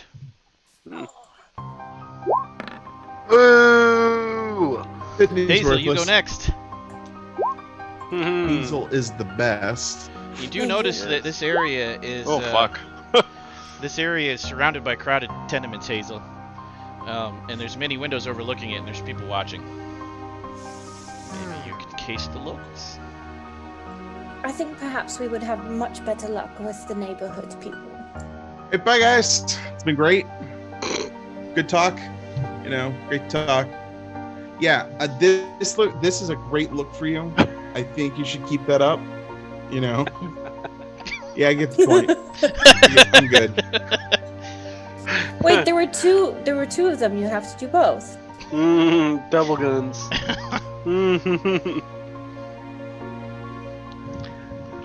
Just Well, like, this if place you want is- me to talk to these guys, I can talk to them if you want, but I just need to know what kind of information you think you can get out of them, Well, I've been in some scraps in some weird places, and this place is like hitting all the radars. So Mr. Caldwell, I'm freely willing to admit that you've demonstrated quite adept social skills in getting people to acquiesce to your requests.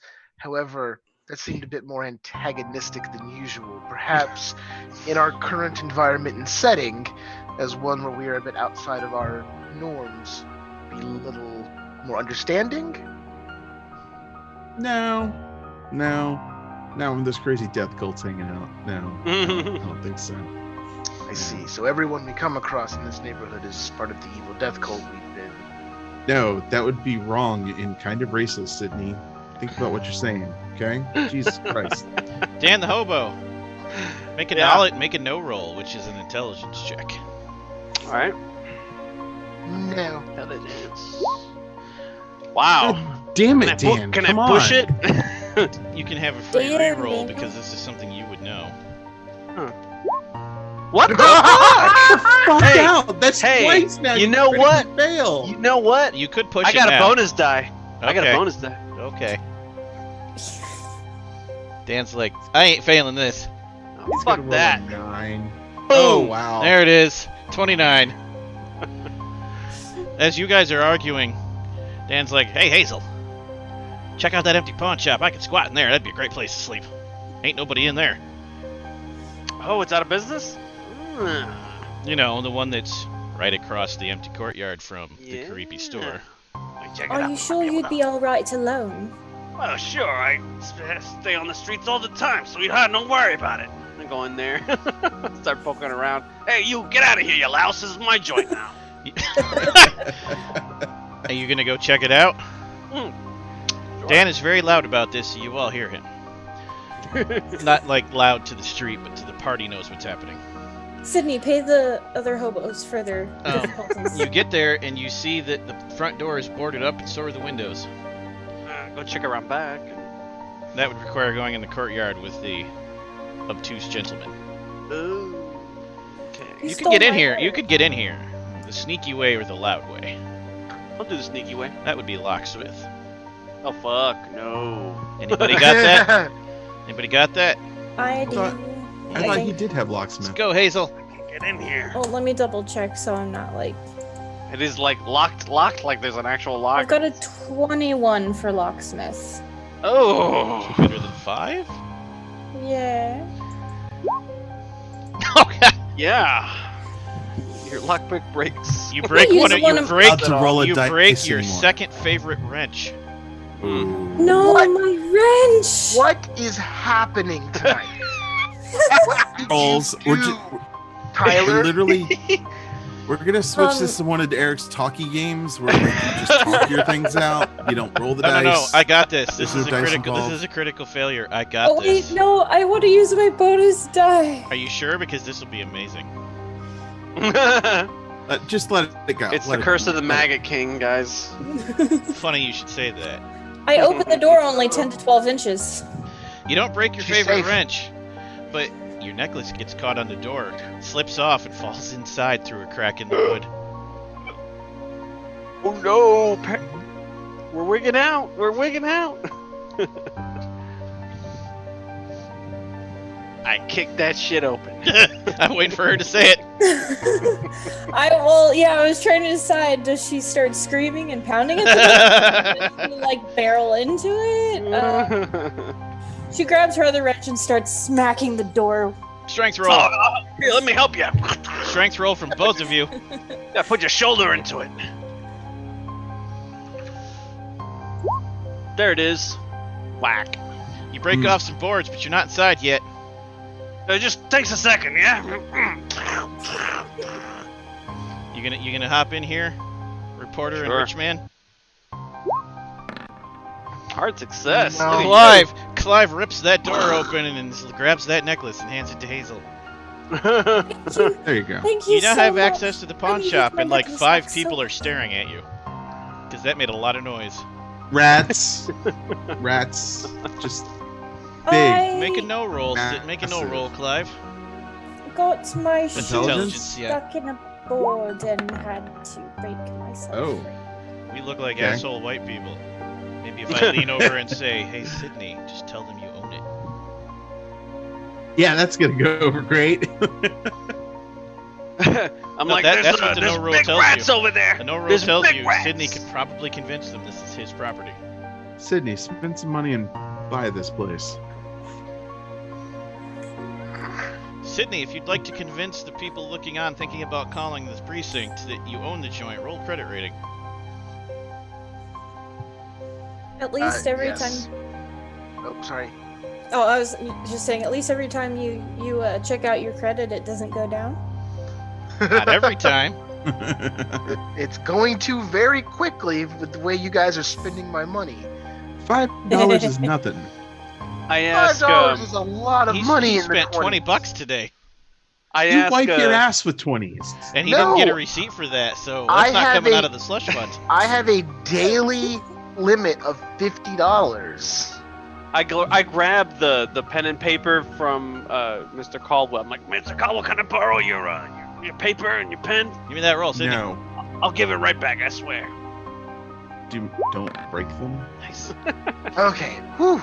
Sydney, you do Yes. convince them this is your property and you lost your keys, and they're like, damn, white men can't keep track of nothing, like things are worthless, bunch of rich assholes, and they wander back to their houses. Oh, okay, never mind. The I police was are just gonna not be called. like, Thank you. I was just gonna be like, we're from the safety inspection department. Have you guys seen abnormally large rats around here? Now, Hazel, Babies. Eric's like, psychic paper. This says am I? Rats of unusual sizes. Hazel, make a luck roll.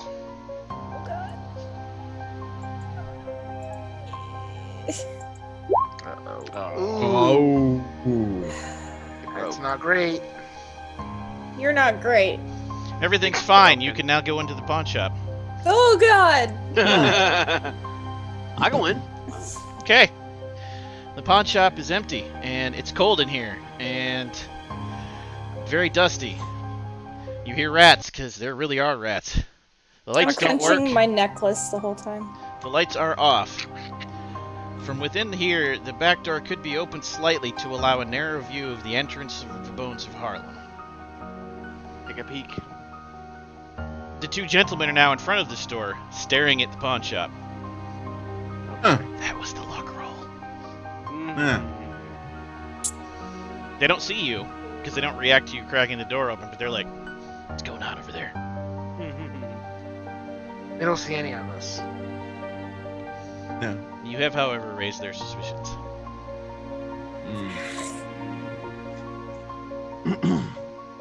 We could hang out for the night and wait for him to come kill us. We can wait until tomorrow. It's true. By that time, Sydney could go down to the city inspector's office and get this building owned And actually by him own the rightfully. building? So, I guess my question is, so we just kicked the door into this pawn shop. We've got two guys generally suspicious because they probably heard something, but haven't seen this yet. What's our plan in this pawn shop? Just to spy in on the other shop? Yeah, see what happens.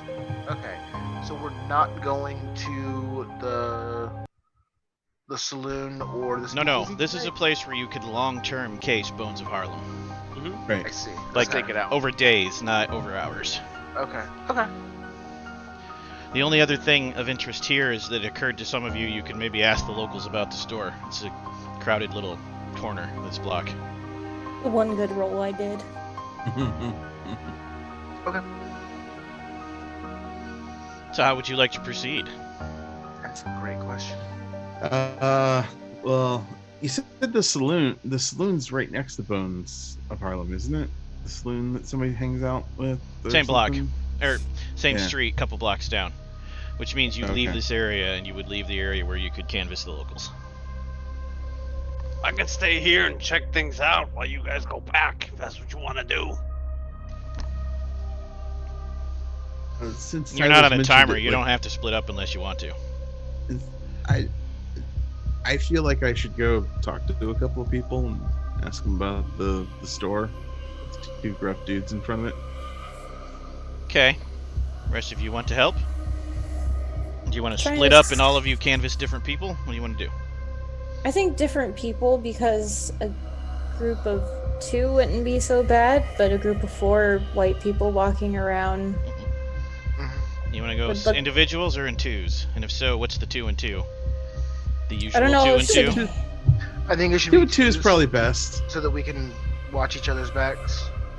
Yeah, I was gonna say I don't think Hazel should go alone because she's a lady and it's the 20s.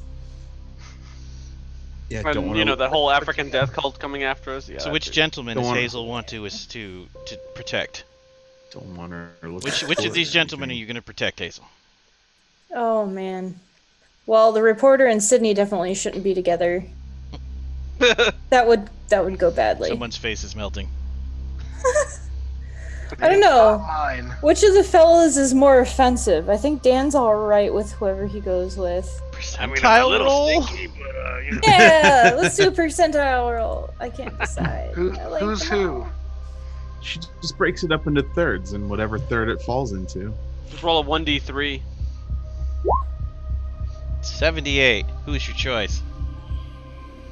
I don't remember. No, wait. Okay, so wait. 1 is Dan, 2 is Clive, and 3 is Sydney. Because So Sydney it is. Okay. Sydney and Hazel. And then Dan and Clive. So, Dan and Clive. Decide which of you is rolling what, and then tell me before you roll it. Obviously, it's going to be fast talk and... Charm. Arm. I would definitely try to charm these people and Who leads introduce the myself as conversation and who reporter. aids? I think I'll let him lead. He seems like a talky kind of guy more than me, and I'll just, you know, Not as I'll much use as my Sydney. fast talk to what's the word I'm looking for, to Supplement. embellish. Embellish. Embellish. Yeah, we've got a talker in each group, actually. Clive, charm.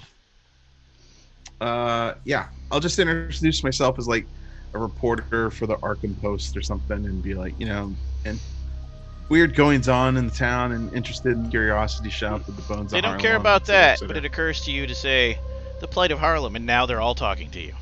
Oh, okay, cool. Oh, Look at that. Nice. Woo, boy. You don't have to roll, Eric. Yeah. Hazel and Sydney, who's doing what and who's going first? Well, Um, you've pointed something out.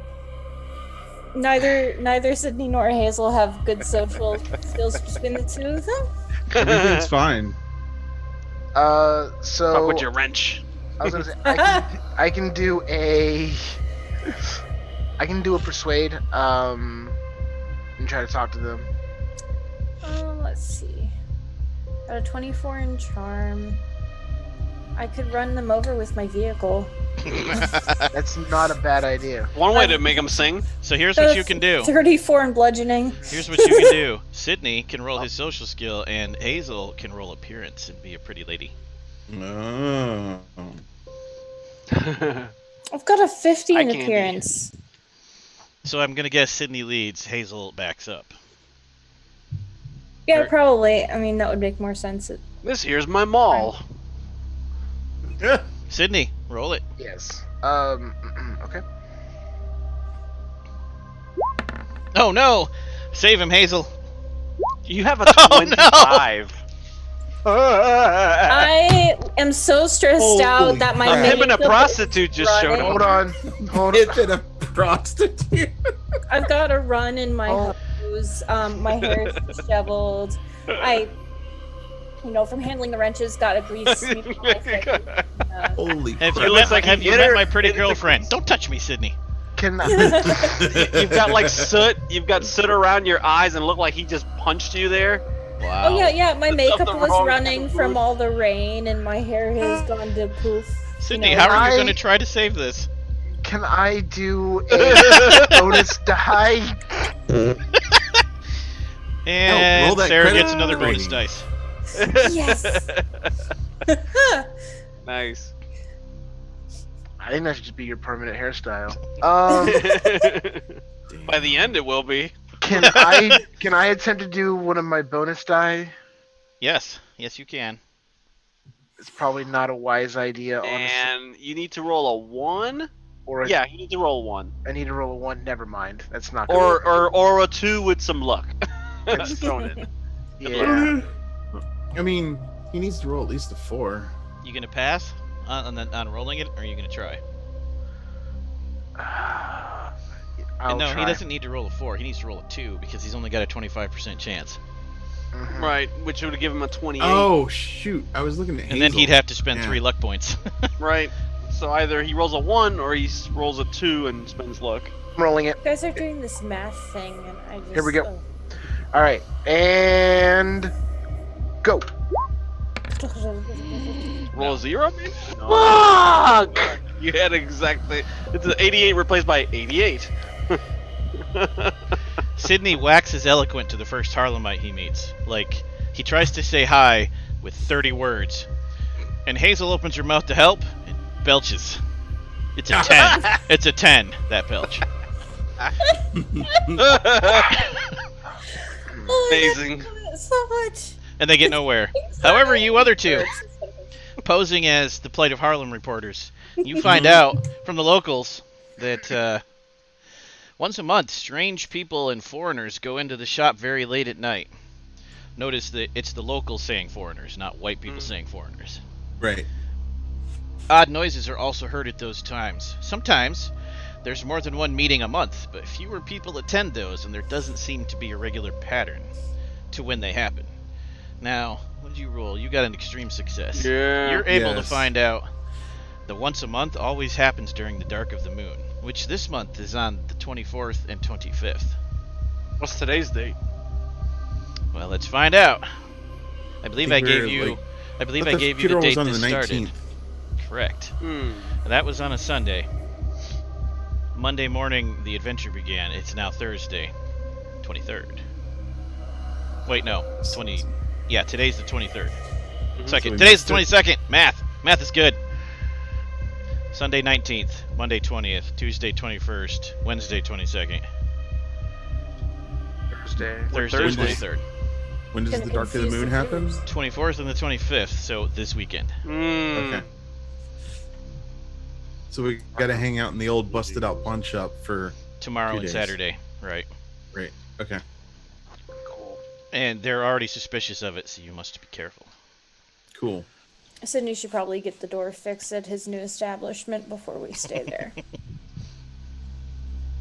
Maybe you should have kicked it off at Tenge's. I lost my necklace. I mean- can't be without my necklace. Don't make me pull out my wrench. Please no. Don't want to be on the receiving end of a wrenching. No, you do not. But I've heard it would be riveting. Nope. Nope. Not quite Wow. sure. I'm not quite No, sure. my wait, brain don't could take bolt that away. I was gonna use that Nope. one. Nope. Nope. Nope. 20 points. Nope. To Ravenclaw. Okay. So now you want to try to head past Fat Mabel's, I assume? Because that's the one that's close to here? Yeah. Alright. Fat Mabel's. Did we ask any of the locals how the fuck to get into Fat Mabel's? I will give that to Team Clive because of the critical success. Okay. The clientele appears to be fairly ethnically mixed, which is good for you. Yes, you get the word, but the book doesn't tell me what it is, so it is It's bird. God damn Bird is it. the word? Applesauce Nope. bird. Fuck. Not better. Applesauce bird. Sauce. Got it. Clive, you're the talker, man. You head over to 139th Street and 6th Avenue. There's a coffee shop. Coffee shop's open. It's I open heard- late with coffee? Well, don't mind if I do. I heard Nerdy Ninth, so I assume that's where all D&D players live. $1 million idea. You go in the coffee shop. Called It's a coffee shop, you 39th said? Street. Do they serve tea? You go inside and find out. Go inside. I imagine there's like a booth. There's like a There's some booth and booze, maybe and then there's the counter. It's like a diner, but Uh, coffee. yeah. Sit down at one of the booths. Let me get a cup of Joe, please. Waitress comes over, looks you up and down, arches an eyebrow. A lot of white at this table. Takes your order. No Yeah. white in my coffee, please. I brought my own flavoring. I show her my flask. She laughs. Um, They do have tea. I would very much like a tea, please. So how'd it go with you guys? Terribly. Oh, wait, Ooh. we're still ordering, right? Yes. I tell her I want my coffee with some cream, and I tell her a little bird told me that you serve some good applesauce. Coming right up, sir. What about you, Cool. Sydney? I'll have what he's having. Sounds good. Want some She applesauce? turns around, heads around behind the counter, rings up a receipt at the cash register, stabs it on the metal thing, comes out from behind the counter, away from the coffee machines, goes through a back door and leaves it hanging open and disappears. Oh, can I still I get think that cup of Joe, though? Soon as the door hangs open, you hear the sound of faraway jazz music. I feel like this is one of those establishments where you gotta get up and get your own coffee from the back room. To Oh, the jazz! Sure. Okay, that sounds like a plan. Yeah. Jazz ho! Wow. Kinda mosey Onward on- jazz. Dan gets up and Mosey on shuffles back his there. way through. Yep, we'll all go through the door, most likely. You head through the door and into a very sleazy speakeasy with a very questionable clientele in the basement. A I nice like this place already. a Wow. sleaze easy.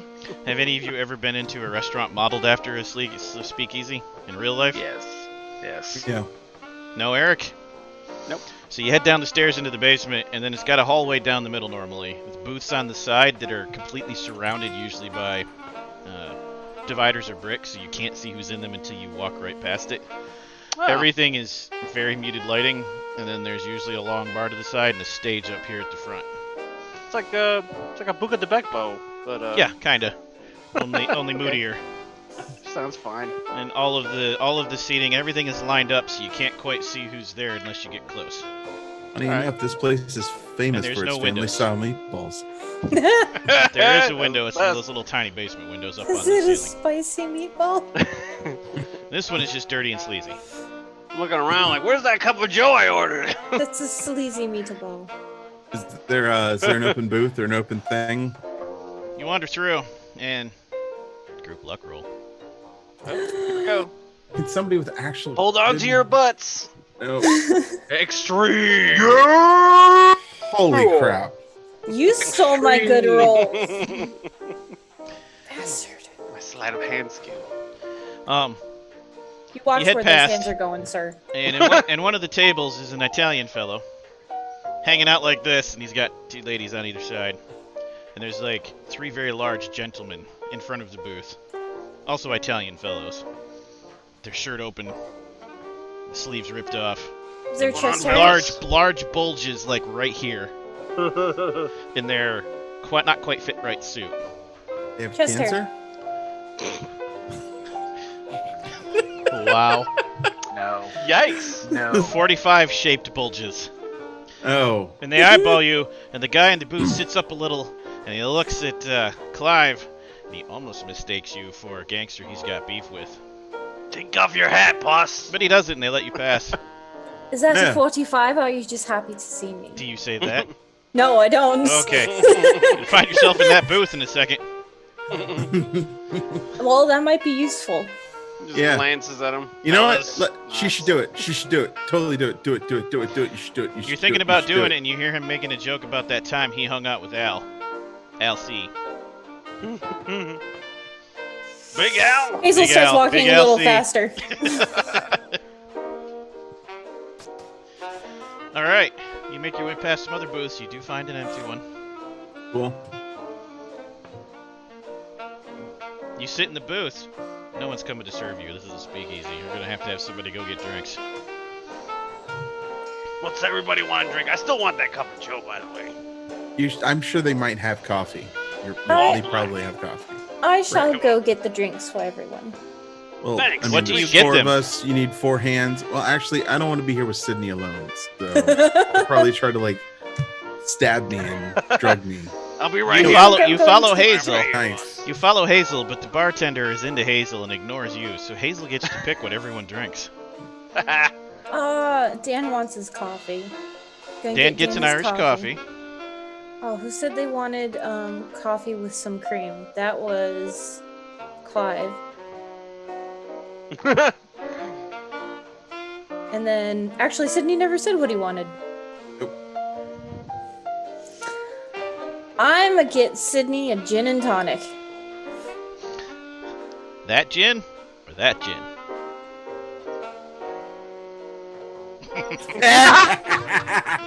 What do you get? Oh, a cocktail. A screwdriver. You two watch them go up to the bar. You see Hazel. You hear Hazel talking.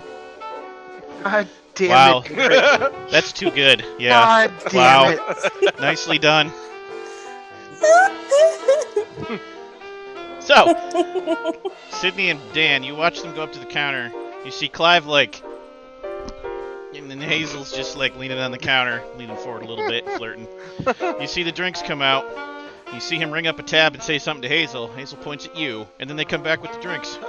I guess the drinks are on you, boss. I go to drink the coffee, and then I'm like, oh, I gotta put some, Is that before whiskey you sip it? in the coffee.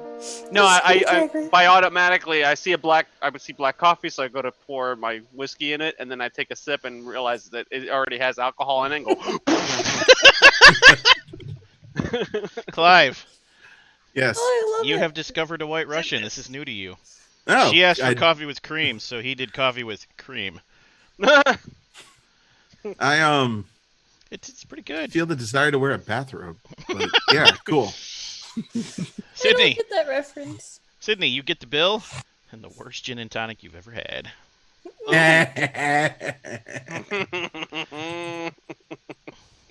I'm sorry.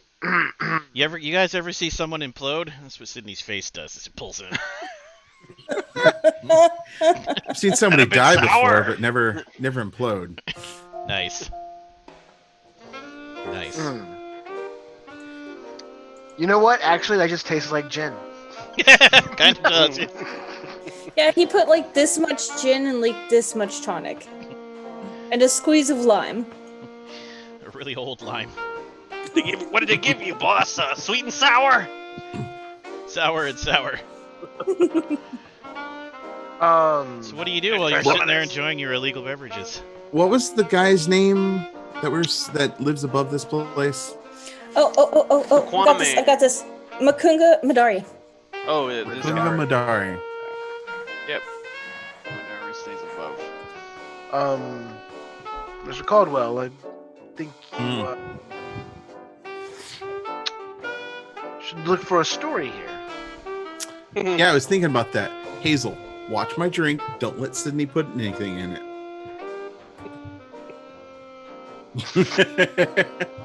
I go up to the bartender and I compliment him on the drink that he invented for me. Thanks, bub. And I ask him, hey, when does Makunga Matari show up? Eyebrow. Why do you want to know, bub? You don't look like Nah, his type. Look good. no, I was doing a story on the plight of Harlem, and I heard he had his name got dropped. Fast talk.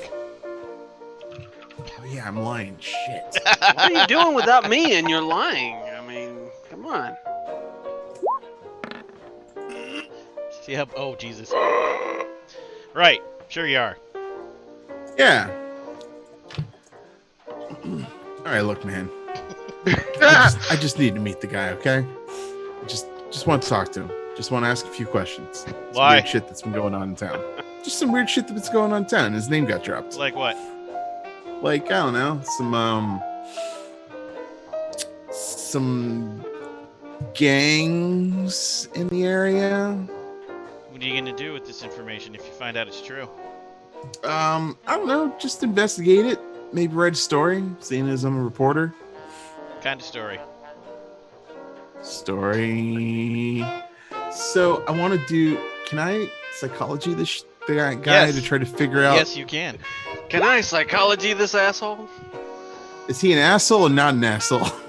If you tell him you're gonna expose the crap out of them, he's gonna tell you what you want to know. Nobody Okay. likes this guy. Yeah. No, I'll expose this shit. Oh yeah, that's him over there in that booth in the corner. He does a real subtle head jerk. Careful. Okay. Good luck, buddy. All right. Grabs cool. you by the arm as you go to leave. You didn't hear it from me. No. What? No. Great White Russian. It's great. Great drink. Thanks. In fact, I'll have another. In fact, I'll order an entire another round of drinks and just, On Sydney. that guy's tab. On that guy. Sydney, you watch him talk to the guy, order a bunch of drinks, point at you, and come back with the drinks. We're Actually- gonna bankrupt him just with food. And then actually, Put in I look drinks. over. I try to get his attention. I'm just like two.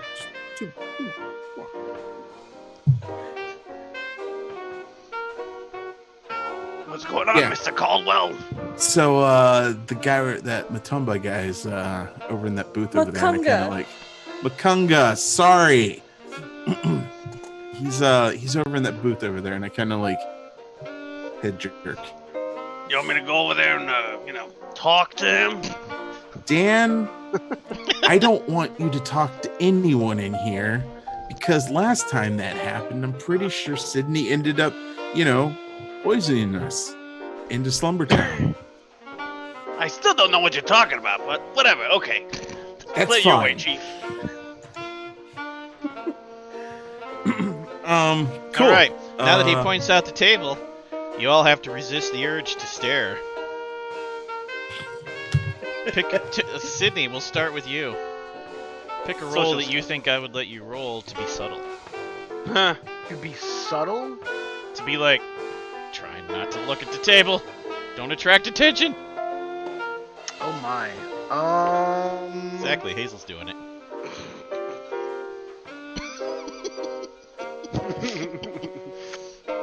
I will use son of a. Stop it.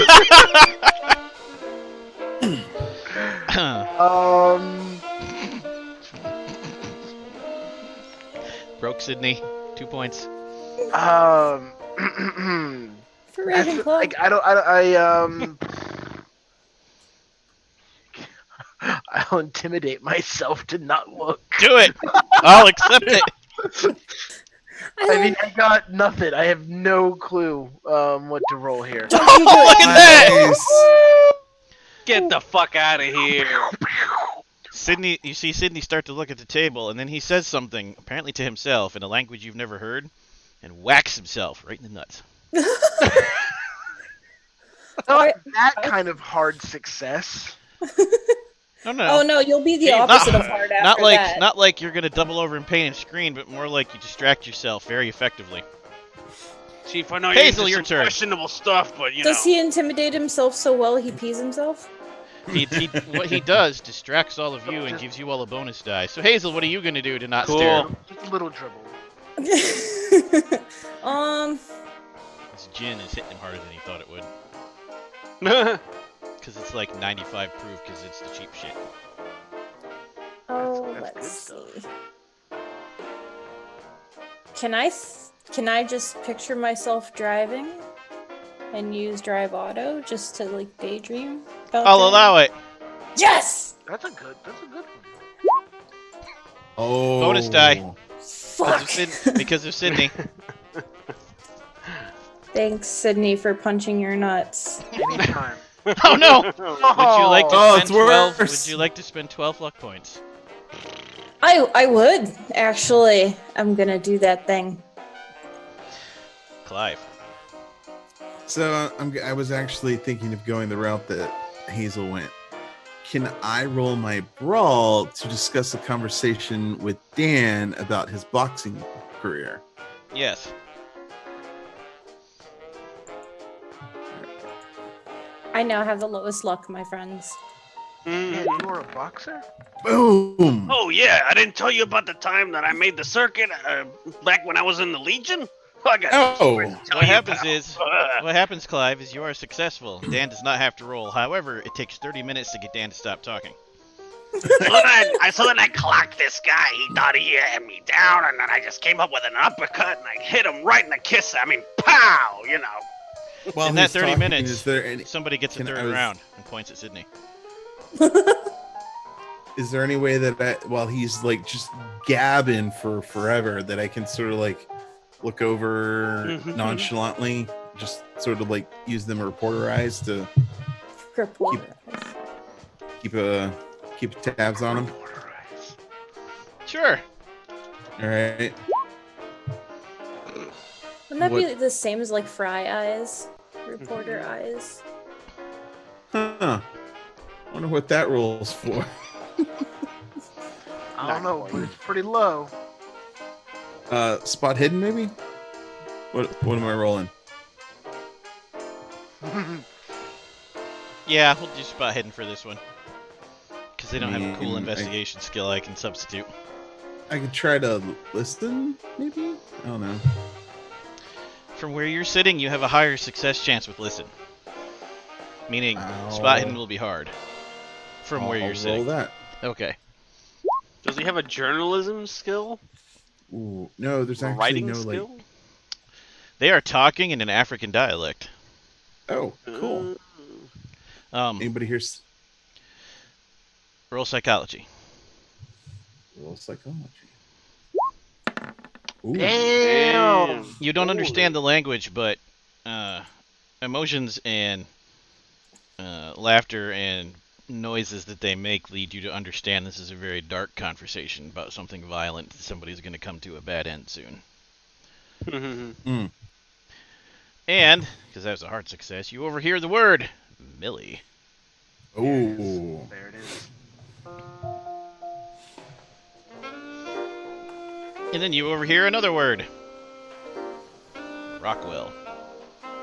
Rockwell.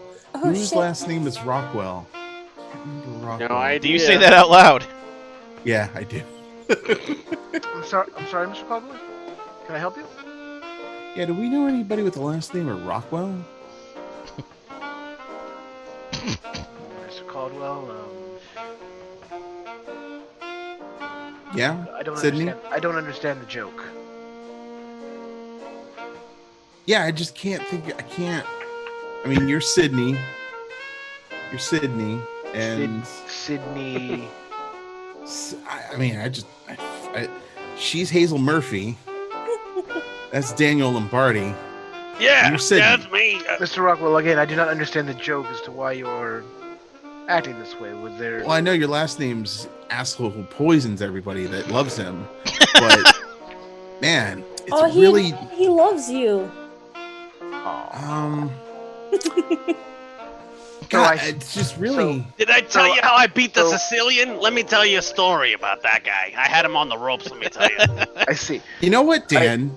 You know what, Dan? Dan, I bet you those two guys over there would be really interested in your stories about how you punched people in the face. Mr. Lombardi, I advise against that. Really? When Mr. Caldwell has only but a few drinks in him, it appears as though he becomes quite even more insufferable. And these shenanigans have no place here. Finish my coffee. Get up, crack my knuckles. Excuse me, everybody.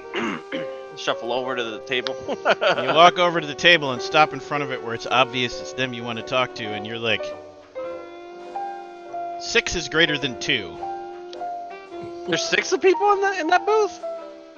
I thought he said there were 2 people. There's 6 people. Yeah. I said you overheard 2 of them talking. You didn't. Oh, You I couldn't just see assumed the that. booth I just assumed that was 2 people. as you were meant to.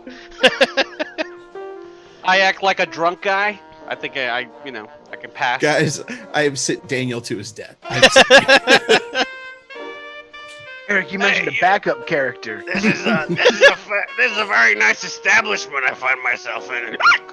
So let me tell you a little story. I knew a guy in Sicily who looked just like you, man. Hazel rushes over and You- grabs Daniel by the arm and goes, "Darling, where have you been? Come back to the booth. You're missing the I drinks. just Come on." finished my drink. I was just talking. No, I was just having a I've got you another conversation. one. No, come on, I've got Fast another talk from Daniel and an appearance from Hazel. one. Oh, God. That is Mr. Makunga on the screen. You now know what he looks like at least. Got him. Nice. Oh, wow. On the button. Look at that. It works. Nailed it. Hazel. Hazel belches again, but Hazel. it's okay. Some They don't. makeup, They just. something? I They're don't just know. like, go away, white people. I'm sorry, but that's not bad.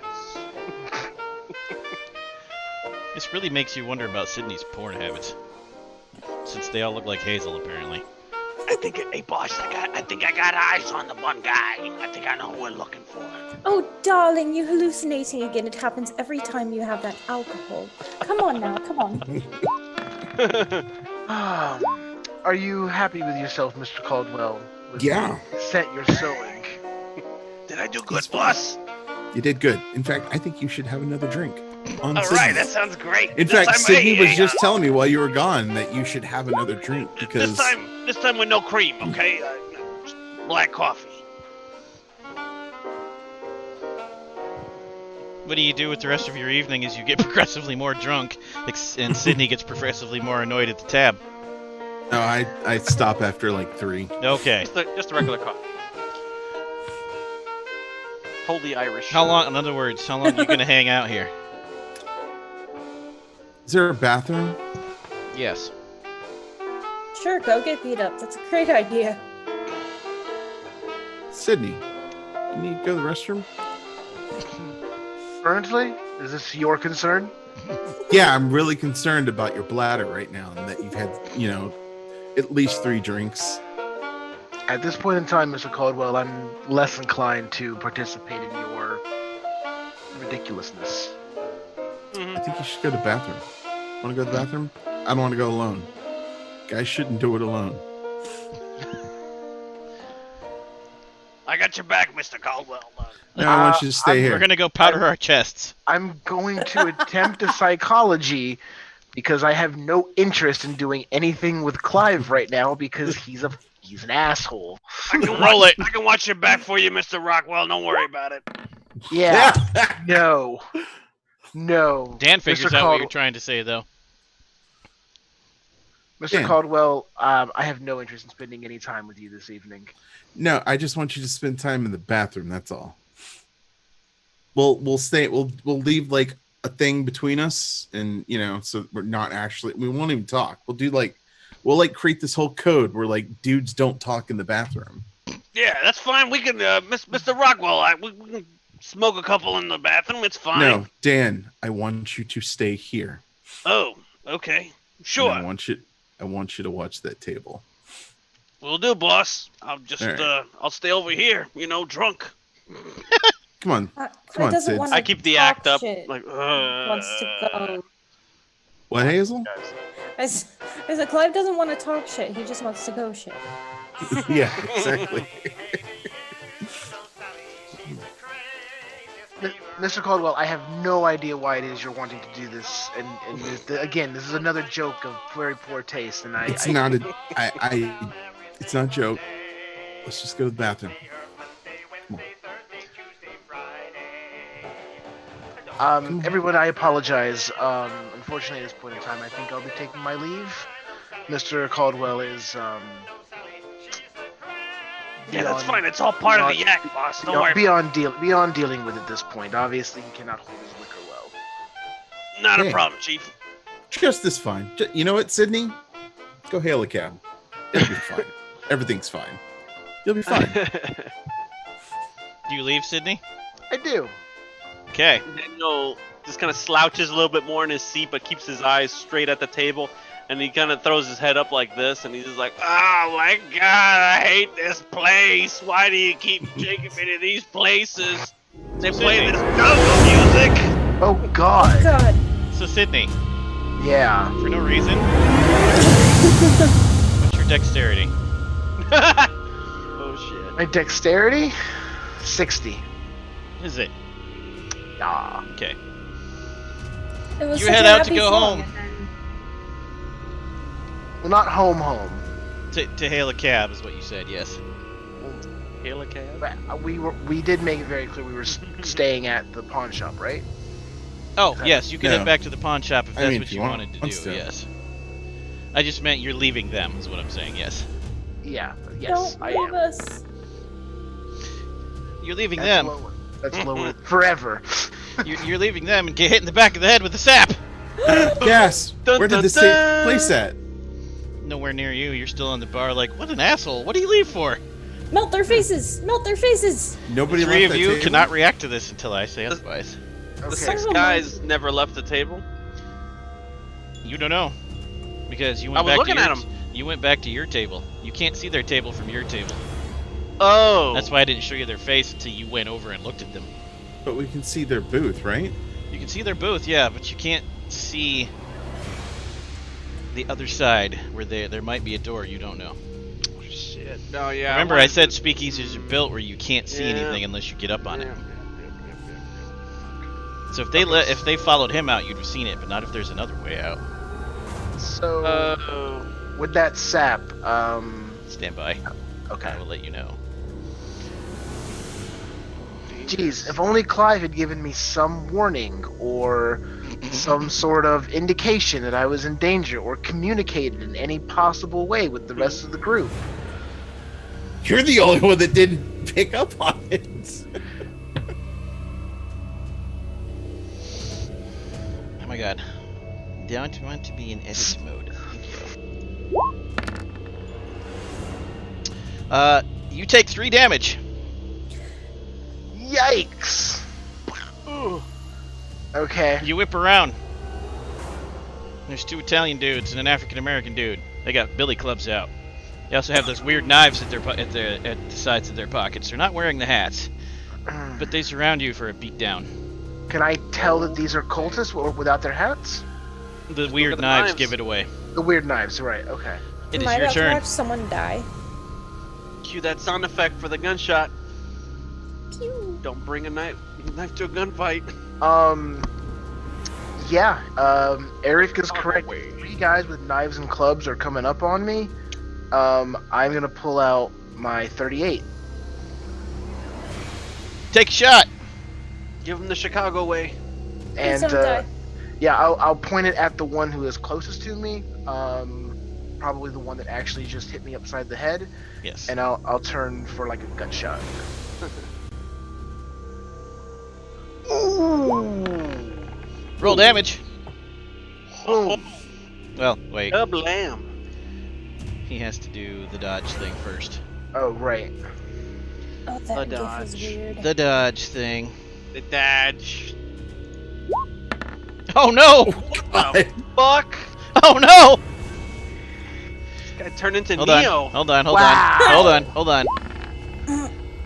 You wing another guy because that guy gets out the way. Roll damage and I'll give half to the other guy. Oh, that's very kind of you. He's a merciful god. 4 damage. 4 damage. Listen checks inside the club, starting with Dan. Oh yeah, it's action. It's go time. Let's do How it. do Hi-ya! Hard success. I made that shit.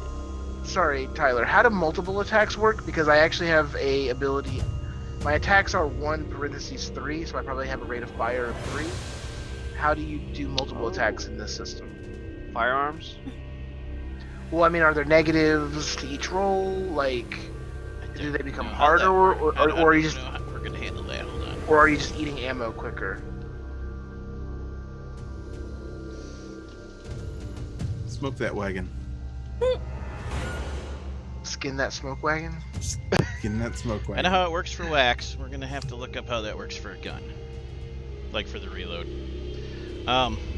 Yeah, single penalty die for all shots, Single penalty die. Got it. which means you get 3 shots, but you have a higher chance of missing. Yeah. Got it. Okay, cool. All right. Dan heard some shit. Kablam. I get up right away. I'm like, you hear that? Let's go. Not yet. You don't. I didn't tell you what you heard. Oh. Let's go with Clive next.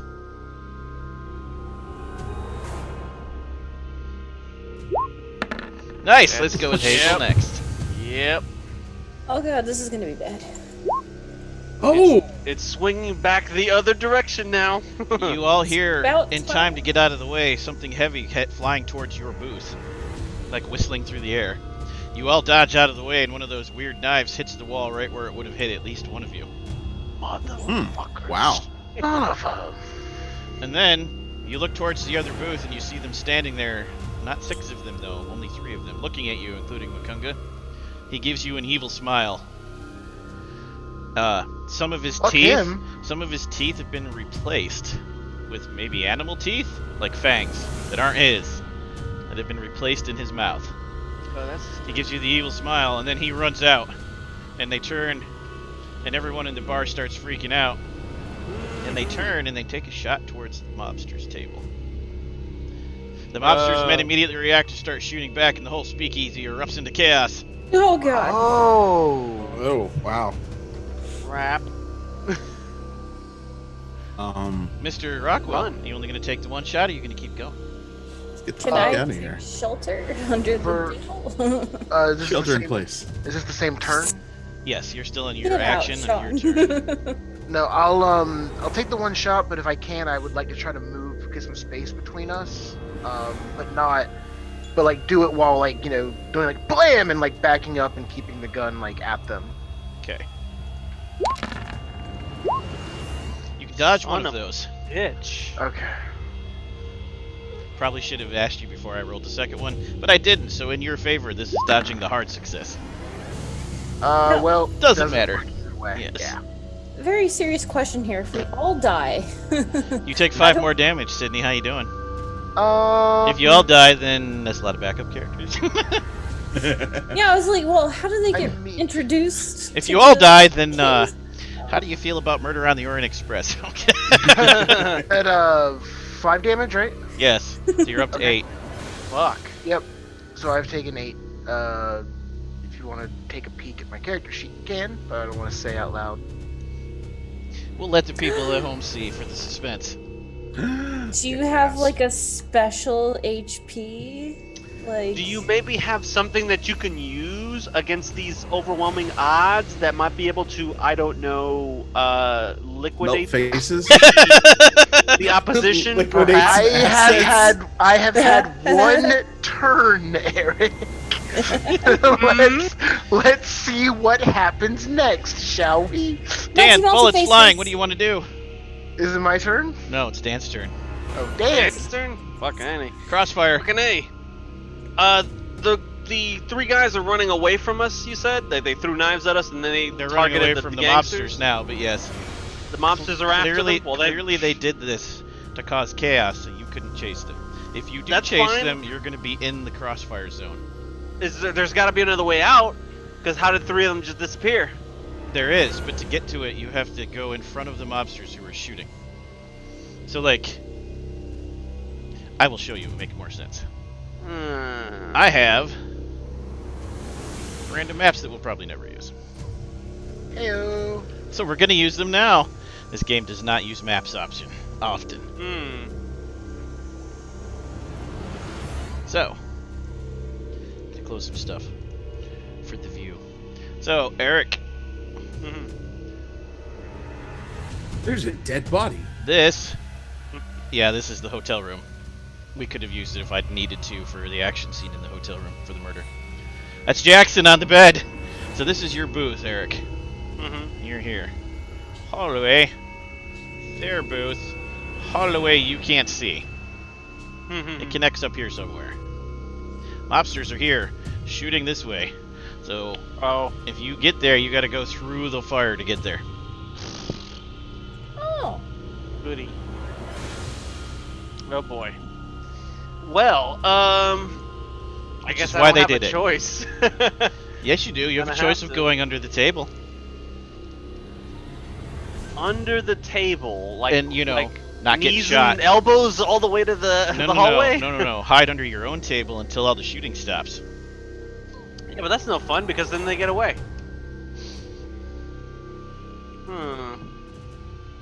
Shit. Ugh. Time to gamble with Dan's life or take the safe route. hide There- under the table while shooting. Where's the bar? The bar would be on your side farther up. You're on the left. The bar's on the left. The mobsters are on the left. They're on the right. Is there a door there where they kind of go into the back room? Behind the bar, yeah, but you can't get to it unless you go over the bar, which is like 5 feet high. It has like an opening like this with a thing coming down over the top. Would you say that the bar is raised? The bar's raised. Oh man. Okay, and then my climbing sucks. Okay. Okay, fuck it. I gotta go get it. I mean, yeah, they're attacking us, and they might be going after Mr. Caldwell, so I'm jetting over there as fast as I can. All right then, let's see what happens. Rest in peace, Dan. Can't use that, gentleman. Stand by. Or at least I got my shotgun with me underneath my No. big coat. Because you didn't specify it. Oh, okay. That's a lot of failures. Jesus. What is happening? Well, they're going against 0, so that's why. I brought Yeah, my throwing this- wrenches. One of them should That's have because at I least- grabbed the beat cops to save time. The beat cops don't have it set up. They're not failing. Oh. They all have a shooting percentage of 50. So you got 3 successes and 1 failure. Oh fuck! Wait, you Dodge the mean fuck out of the way. we could have gotten in a fight with the beat cops? Yes. I know. And it might still happen. No.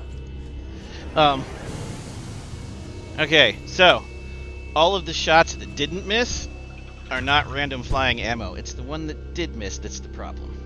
Oh shit! I'm trying to dodge that fucker. Like, whoa. You take 4 points Dodging, of bullet weaving. damage. I do? Oh shit! Can't. No dodging. No dodging bullets. Damn. Okay. No dodging bullets unless you can see the gun that's firing at you. They're shooting your back. Okay, got it. Okay, so Buck ow, roll. Fuck. Shit. Buck roll. Oh fuck! I just left the kid. Sorry. Stupid mouse. 1 segundo, please. Holy hobos, Batman. I clicked the wrong There's- button. There's just a lot of gunfire happening in the middle of this. In this session, yeah. Never bring a hobo to a gunfight. Hey, I have a gun. But, you know. Never bring a hobo without a shotgun to a gunfight. There you go. Oh no! The bullet hits you and sends you flying into a booth.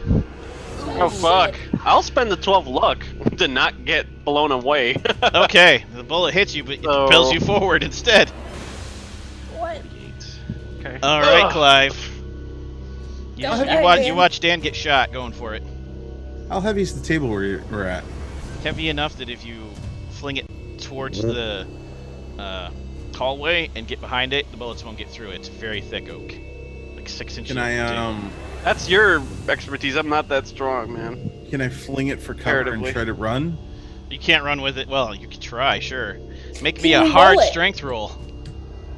Is it a circular table? We could No. roll it. It's Oh. sadly no. It's a rectangle. There it is. Nice. You're able to fling it into the hallway. Wow. And I go for that other booth to investigate it.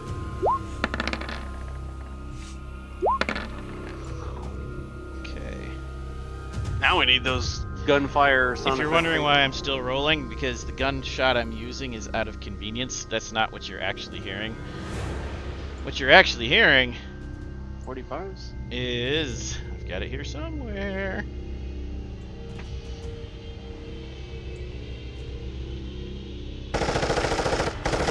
Mobsters. What? These are mobsters. They got Tommy guns. What am I Fuck. looking at? You're hearing Tommy gun fire. That's why I'm still rolling shots. Oh.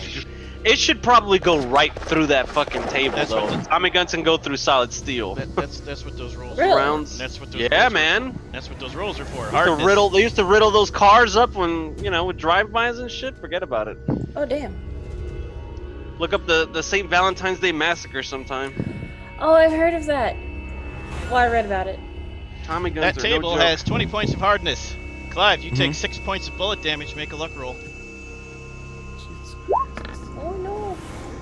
You're propelled into a booth, which is bad for catching the bad guys, but also you're out of the line of fire now.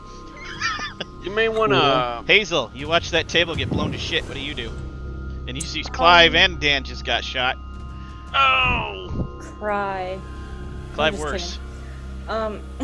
Dan took a hit like up here somewhere. Clive took that in the kidney. I dive towards Clive and try and suppress the bleeding. You're gonna try to just bolt across, Tom. Make a dodge roll and a luck roll. Sorry, dexterity and luck, not dodge.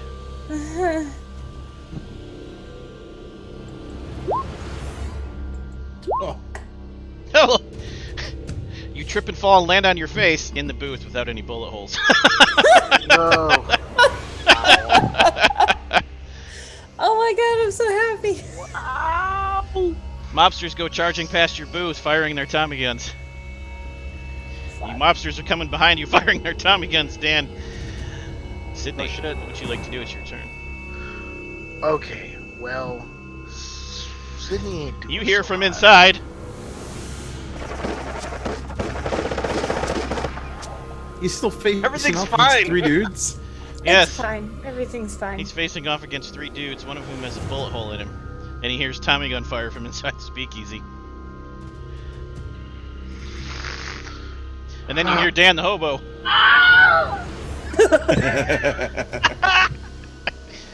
That Just like that. sounded like he would have sounded a little bit. That was great. I don't I have apo- one saying "you bastard" or I'd play it. I apologize. How many like actions do you get? You can move and Like- do a thing. At least that's how I do it. Move into a thing. Got it. Okay. Keep So it like D&D, yeah. I'm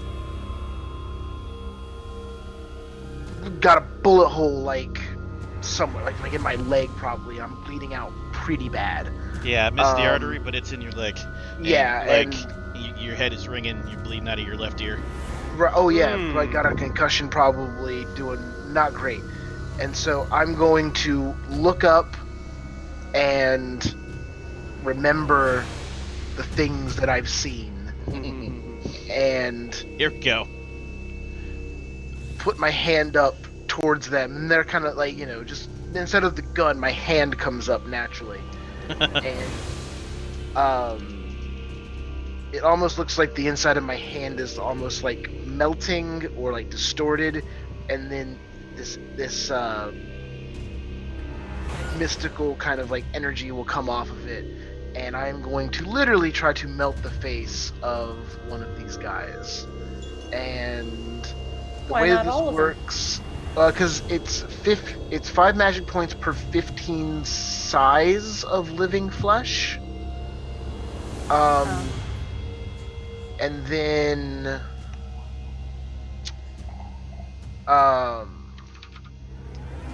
So first decide how many magic points you want to spend out of your available total. that's 15.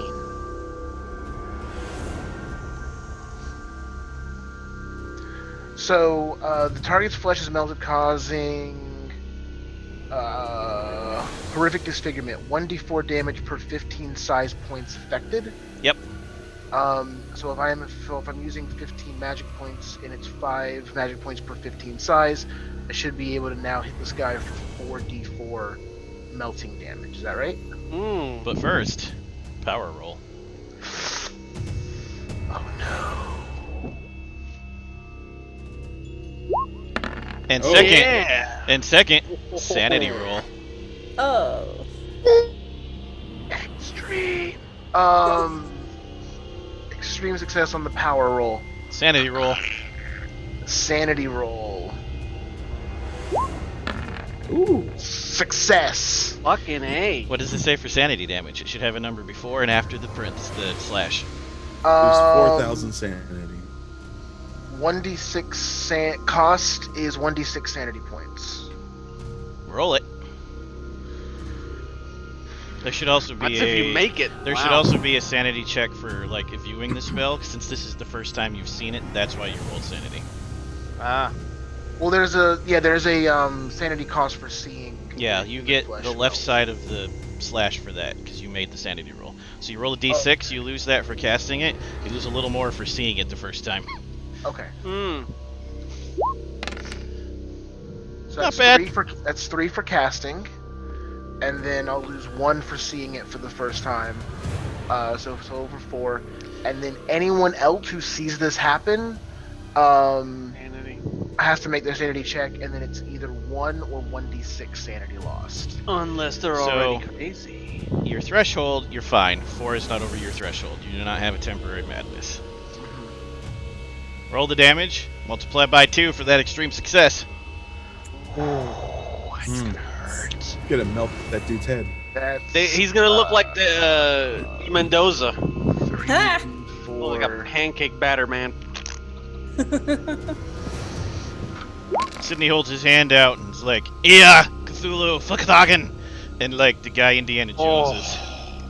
Oh That's my 8. god. And the guy and the 18 guy damage.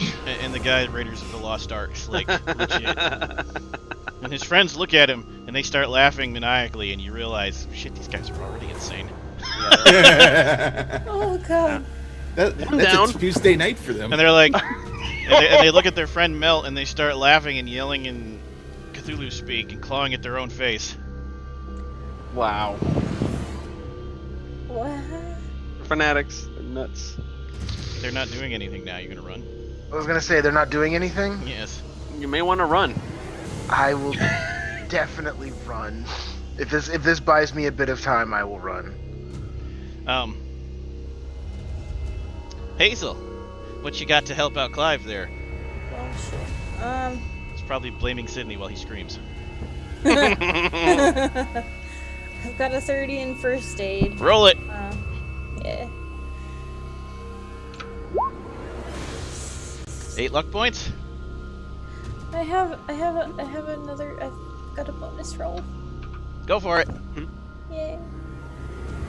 Get that 2. Oh, nice. Wait, no. Awesome. Yeah, no, that's great. Yes, 10 is a 0. 1 is bad. Yes, Oh, Yes. God. Yeah. you I succeed. almost died. Wow. Clive, Clive, you ain't bleeding out. You ain't bleeding out anymore. But do you really want to go after those machine gun maniacs? I don't want to fight them. Yeah, but they're in front of you now because they went running past you to chase the cultists. Is there a window in the bathroom? There was a window in the bathroom. Or wait, no, nobody went in the bathroom. You wouldn't know that yet. Yeah, nobody We went. tried to go in the bathroom, and that's what made all this happen. That's what you get for needing to go to the bathroom. If Sydney had just gone to the bathroom. If you had just told me your plan. A very ice-cold breeze rushes through the building, and you all shiver, and like something bad just happened outside. You just know it. You feel a little sick. You were asking. So, like, I'm behind the guy shooting, so. Off. So I'm behind the guys shooting now. Can I safely make it to the other booth? Yes, they're long gone though. They shot at the but- mobsters and then ran out, knowing the mobsters would shoot at them, which would shoot you, so they could get away from you. Well, yeah, I wanted to see if there was a way out of that booth or something. 'cause Oh yeah, there's you can one- see the other hallway now. Oh, okay. Boo.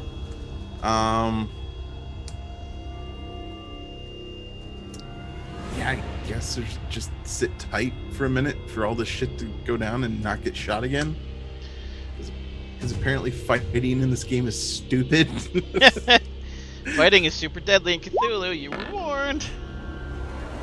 It's almost like we should have had backup characters. That would have been a good idea. Dan, you're charging after them, and the bad guys with the Tommy guns are behind you. And Kwane spins around, smiles those wolf fangs you don't know, and is like, "Yeah, Cthulhu Fatagan!" And everything starts to feel really weird. He left. He's still there? I He's thought one of the last three that left, remember? Dan is between. I'm on his heels. Dan is between the mobsters and the bad guys because Dan kept chasing them. I thought it was Makunga Madari. Yeah, that's who I'm talking about. I said the wrong name. That's the guy. Madari That's is the what he one meant. casting the spell. Yes, Okay. Madari is not in the street. It's just three of his thugs in the street. Not Silas Nakwane. Right, I said the wrong name. Okay. Yeah, I thought I was like, Madari wait a ran. minute. Did No. he not run? Yes, Dan is chasing him. Dan did not stop chasing him. Daniel? And that's all you remember, Dan. You have the worst nightmare you've ever had, and when you wake up, Oh, you God. won't recall it. What the fuck? What did he do? He put me to sleep? You all hear some kind of vile words coming out of the guy's mouth, and that's all you remember. All of us? So, The fuck? Hazel and Clive, you wake up moments later. And you had the worst nightmare you can ever possibly imagine. You don't really remember what it was, though. It's slipping away and you can't quite grasp it. But then you realize, shit, we need to get out of here. You look around and you see the bartender standing up, shaking himself off, too, and the other guests that weren't involved in the firefight, like they also just woke up. There's no sign of the mobsters, the cultists, or Dan. Oh no. No! Or Sydney. They failed to kidnap Cindy, so they decided to fall back to Dan. Oh, Well, joke's on them. Well, here's the thing. They also have no idea where I'm at, because I ran out. This is true. My whole thing was separate, and I bolted. So I'm not there either. Correct. However, you went home. If they go back, they'll find you. So I would... Unless you're gonna go to the bookstore or the pawn shop. On shot. Yes. That was the idea. Yeah. If I'm bleeding out that badly, like, I want to get to the pawn shop first, and hopefully they would check there. Where did the two of you decide to go? Not having that information. Yeah. To a hospital, maybe? Yeah, I think the hospital. I The say go to hospital. the hospital. Just a little bit. You know, I wanted to bleed it. I wanted to get some liquid out of one hole and not this hole. It's not good. Hospital. I'm just like, take me to the hospital. This And we hurts. call that a cliffhanger. Oh my Oh. god. Oh, you're I the was worst. like, what the heck was that? We're really ending on Dan being kidnapped, me bleeding out in a pawn shop, and them running off to a hospital together. 1000%. Oh my god. Tune in next week for the nail biting conclusion. And as the session comes to a close, always remember, if the book contains knowledge man was not meant to know, melt their faces off. If the hallway is dark and looks treacherous, don't go in, and most importantly, save the last bullet for yourself.